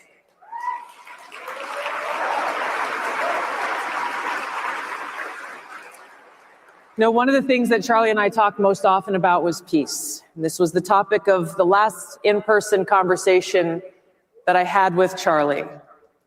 It's the topic of peace. He was a consistent and powerful. Look how she just said America first, but then she followed it up with a sentence where she said in-person conversation. In-person conversation is short for Israeli Policy Center. So she's actually trying to tell us that she's Israel first and not America first. There you go. Everyone knows that. Pick that up, Candace. Advocate for peace because he understood that in order for us to be truly free and prosperous, we must be at peace. He understood the importance of President Eisenhower's farewell address when he warned that, quote, in the councils of government, we must guard against the acquisition of unwarranted influence, whether sought. Look, she quotes Eisenhower, who has a German name. And who else has German names? Jews.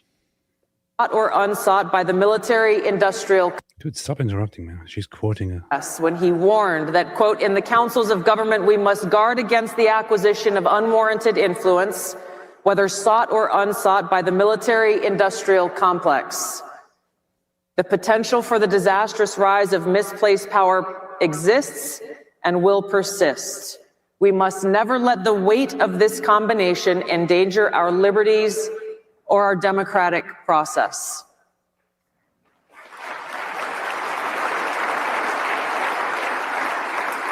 That warning rings as true today as it did back then when he said it as a retired general who led during wartime and as a president and commander-in-chief of the United States. He understood then, as we do now, that too often we, the American people, are told we must choose between liberty or security. And which side often wins out in that proposition? Liberty loses. And the warmongers claim that they are doing what they are doing for the sake of our security. So David, Jack Downing says, David, for how smart you are, you sure don't know much about Freemasonry. David, why do you not know anything about Freemasonry and what's wrong with you? Blue hell would I care about Freemasonry? Why aren't you talking about Freemasons? If I need someone to do some mason work, I'll just hire someone. I don't need to know how to do it. I know how to weld. I know some basic instruction. I do not need to be a mason. Why do you want to hire them for free when you can pay honest people who want to work and give them the money to do your work? Yeah, give people, pay people, man. We are not communists. Everybody should work for free. Disgusting. Don't be ridiculous, man. What's wrong with you? You're sick. You're sick. You're sick. It's a lie. Eisenhower warmongers claim that they are doing what they are doing for the sake of our security. It's a lie. Eisenhower issued this warning because he understood the power of the influence of the military-industrial complex and how those who seek to keep us in a persistent state of war deny the heavy cost that it takes in human lives, in taxpayer dollars, and in the erosion of our liberties, wars that have nothing to do with ensuring our security or our liberty.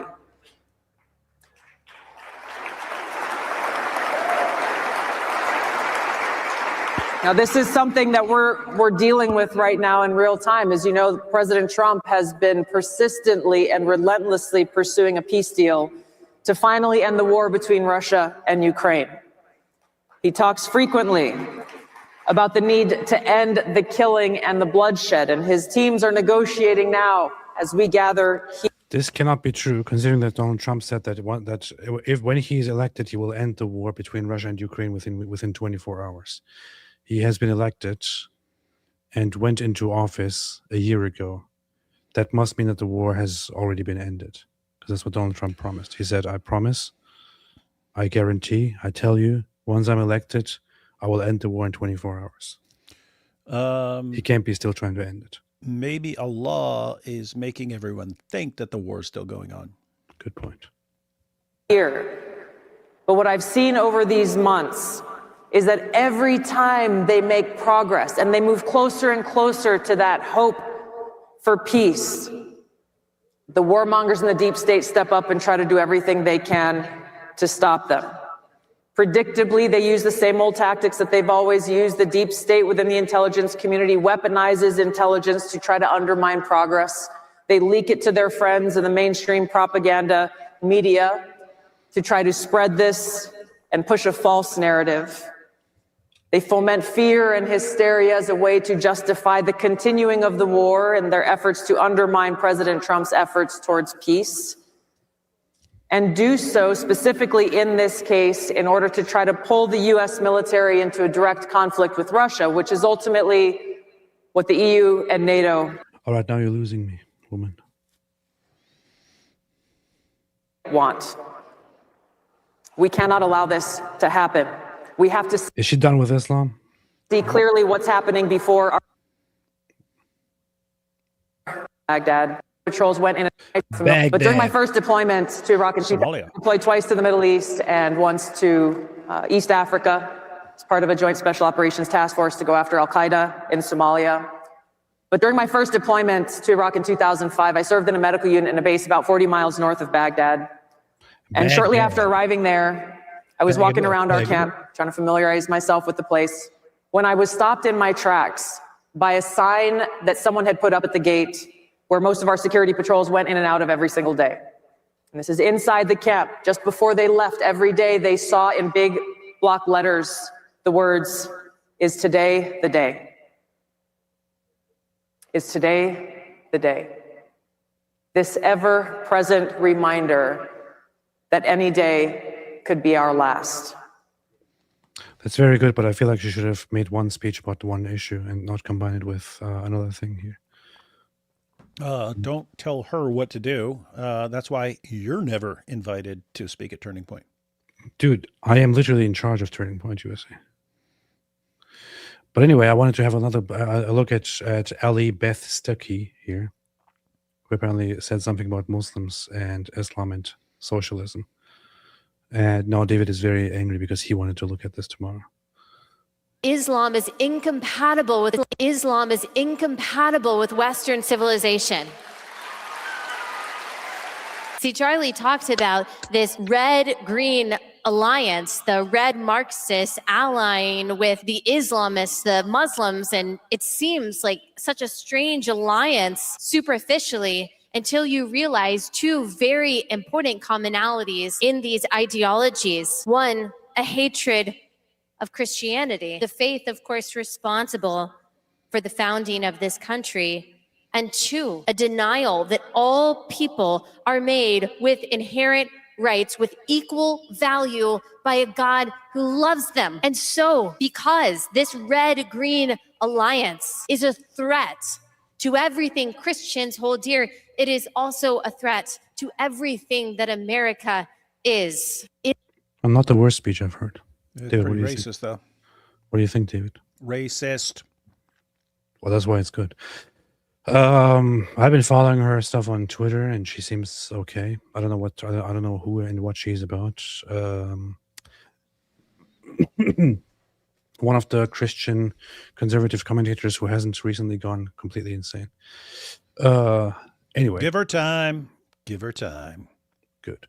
Anyway, David, anything else you want to say about Tulsi Gabbard, except that she's an evil Hindu and an evil vegetarian? No, she seems pretty cool and based, and her hair's cool. It is totally based.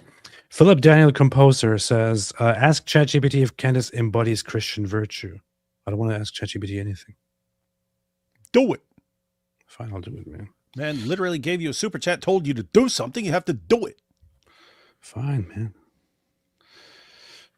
Does Candace Owens embody Christian virtues? Short answer, partially and inconsistently. Candace Owens publicly identifies as a Christian and often invokes Christianity in her rhetoric. Some of her positions and behaviors align with certain Christian values, while others clearly conflict with core New Testament teachings. Damn. I'm not entirely sure if this is using it in a good way and all that. I tried to use one that doesn't take any of my preferences or anything into consideration. It's a temporary chat. Where she aligns defense of traditional family structures consistent with historic Christian social teaching.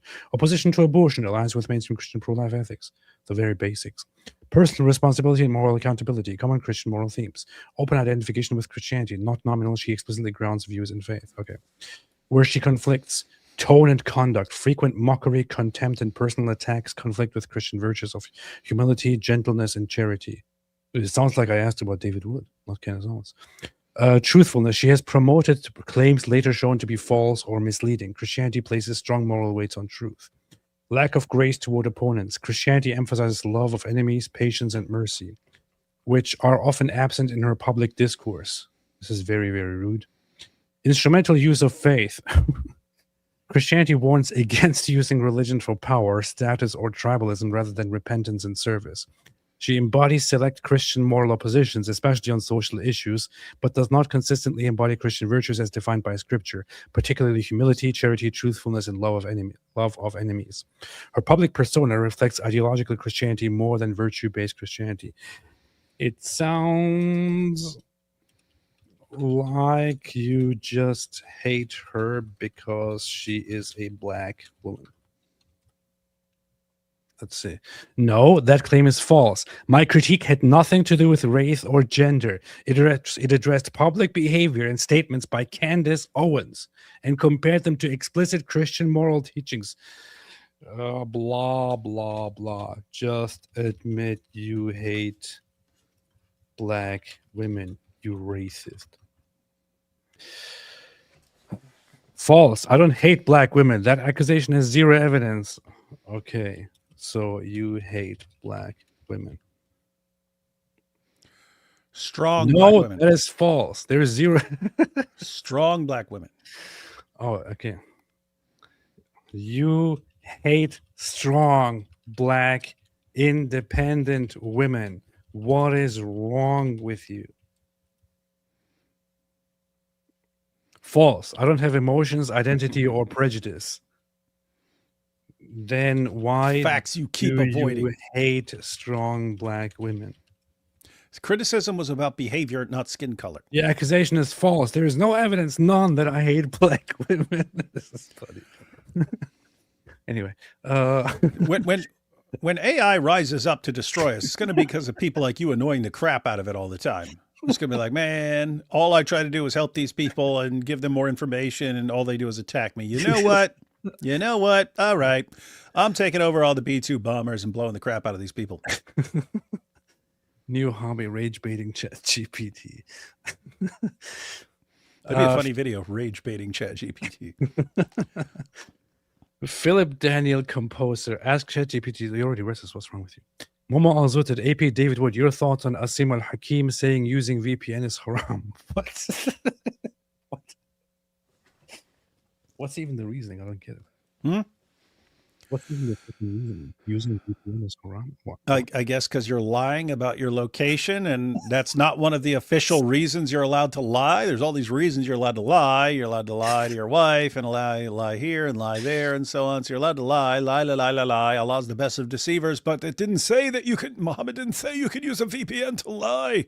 Wait, did he actually say that? And you know what's really crazy? You know what's really crazy is, like, why would he really have a problem with it? Because these guys live in countries where they ban all kinds of sites that where people can find out about Islam. So from they ban the stuff and you can get around it with a VPN.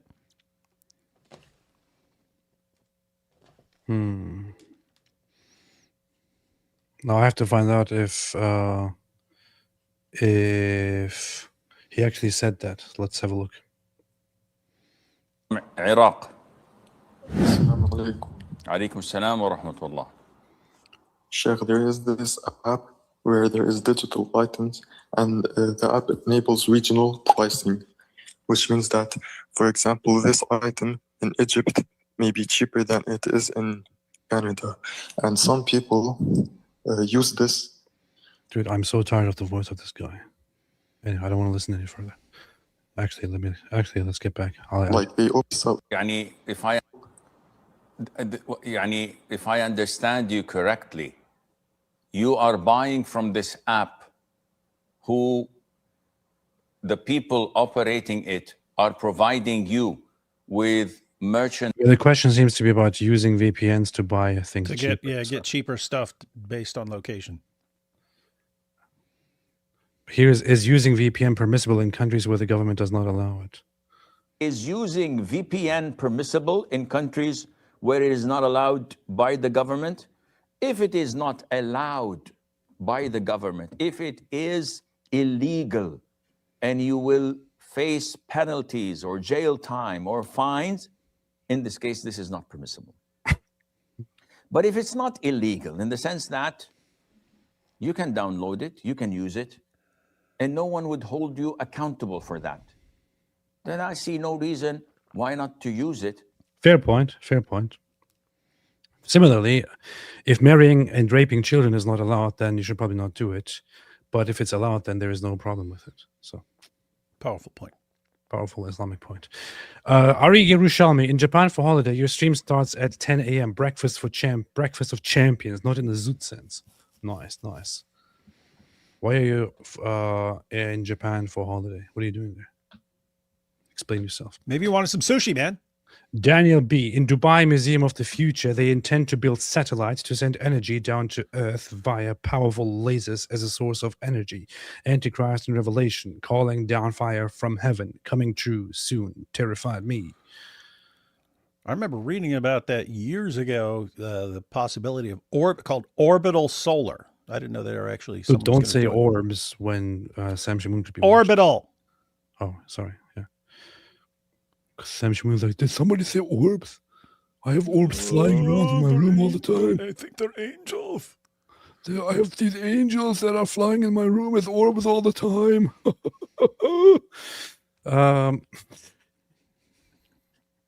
Songs of Relief. I support the idea of Nabil versus Nabil video. That's a good idea. Drew Traver, when Islam took Alexandria, Egypt, they burned the books in the largest library for cooking, and they say we should be glad the Crusaders didn't wipe out their knowledge. There's much controversy about what actually happened to the Library of Alexandria. Yep, that's debated. Very, very much debated. Although David thinks everything that has something to do with anti-Islam. I wonder what Candace would say happened to it. That's true. I would probably side with whatever Candace says. Delta says she turns victims into perps and vice versa. Nice. Too sexy for my hair says Amadeus, Amadeus, Amadeus, Amadeus, Amadeus, Amadeus, Amadeus, Amadeus, Amadeus, Amadeus. You know, Falco didn't just have the song "Rock Me Amadeus." He also had many different hits. Yeah, like that's why. Yeah, that's why AP had the best of Falco CD. Yes, true. How did you know? Dude, hey, hey, it's the connection here is weird. There was this show, it only lasted like 2 seasons, called Get a Life, and he decided, and he was like a total dork, but he decided he was going to go dig up some. He had some nemesis, and he snuck into it. He snuck into his car. Oh yeah, he was gonna like put a bunch of tuna in the guy's tape deck and stuff like that to make his car stink. Anyway, he gets in the car and he goes and he finds a CD and he goes, "The best of Falco." What does the phrase "socially retarded" instantly come to mind?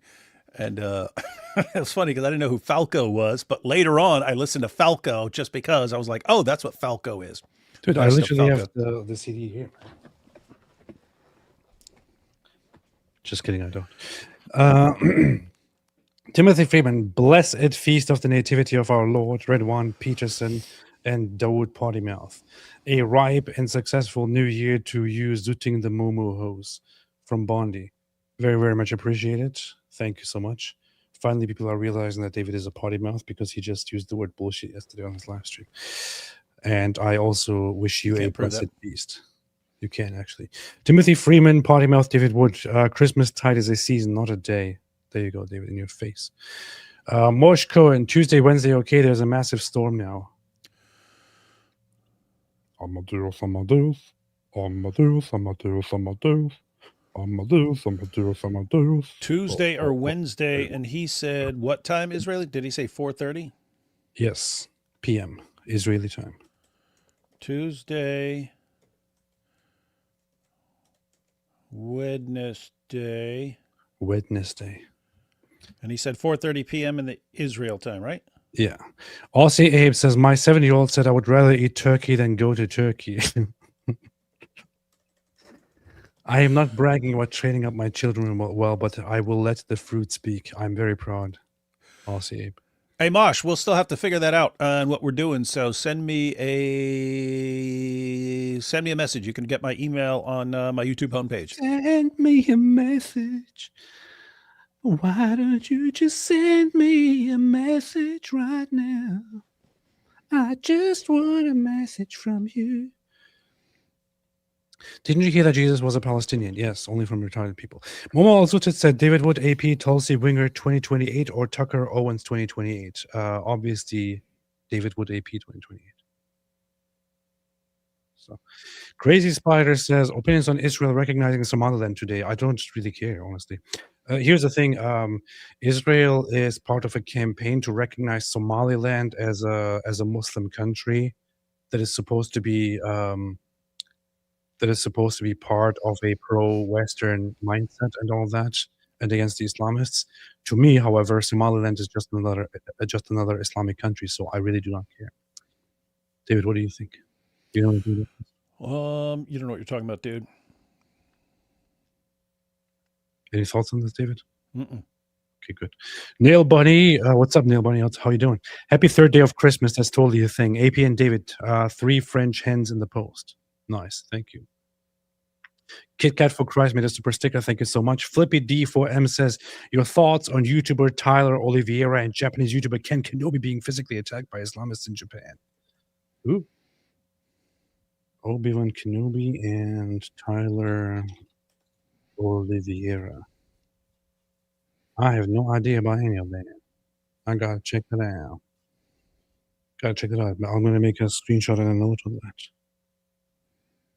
David doesn't care, of course. Kit Kat for Christ says, I'm still going to wear Christmas earrings and listen to Christmas music until January. In your face, David. In your face, indeed. Mike Rochwinger says, why is Candace obsessed with Bridget being a man but silent on the insurmountable evidence that Michelle Obama is a man? Yeah, and why is she silent on the fact that she herself is a man? Hey, this says rhetoric about Islam publicly, then he was unalived. We just saw the Turtle Island Islamo-commies. They're not the only ones. True. What? Says, with few exceptions, Somalis in Somaliland and elsewhere are Muslims. The majority belonging to the Sunni branch of Islam and the Shafi'i school of Islamic jurisprudence. Have you seen the flag of Somaliland?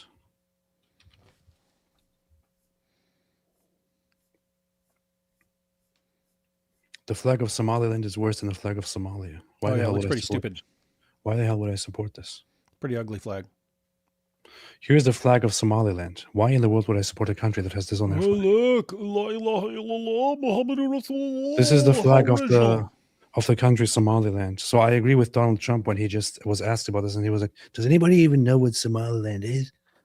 It literally says on their flag, "La ilaha illallah, Muhammadur Rasulullah."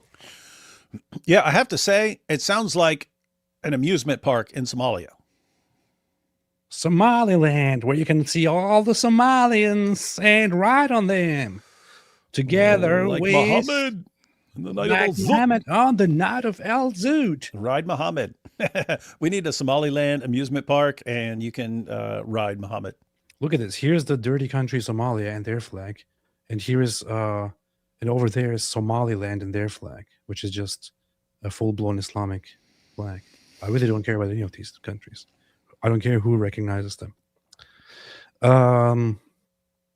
Anyway, David, anything else? Just became a new member. Welcome to the cult. Yes, what? Yes. Love all the Somalis, and that's why we're going to make sure they all leave Islam and convert to Christianity. Inshallah. Inshallah. Anyway, here's my new song about the Zoot. The one you couldn't play the other day? The Jamaican Zoot song.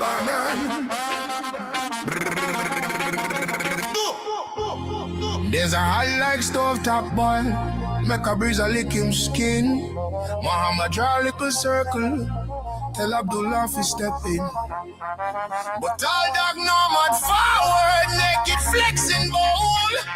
Push around him in a seconds. Turn the night here go. Zoot, zoot, them a fling it in a bundle. Prophet the whole crowd a rumble. Zoot, zoot, sun shake, ground a crumble. Man a ball out while the zoot a man tumble. Muhammad riding on the zoot like bicycle. Back archways, roll motion, cyclical. Zoot, zoot, zoot, train pack tight, clinical. All days I witness this same critical. Hey, this is the beginning of my Zoot song. Still working on it. It's going to be fantastic. Goldie, what's up, Goldie? Goldie Gamara said, here's your 7K from Mossad. My channel viewers say hi. We're watching you live right now. Hey, that's nice. Very, very nice. Thank you. Thank you. And all the best to your channel. And all the greetings to your channel go out from us, Israel. Anything else, David? We've said it all. There's nothing left to say. Nothing left to say. We have said it all. Said it all.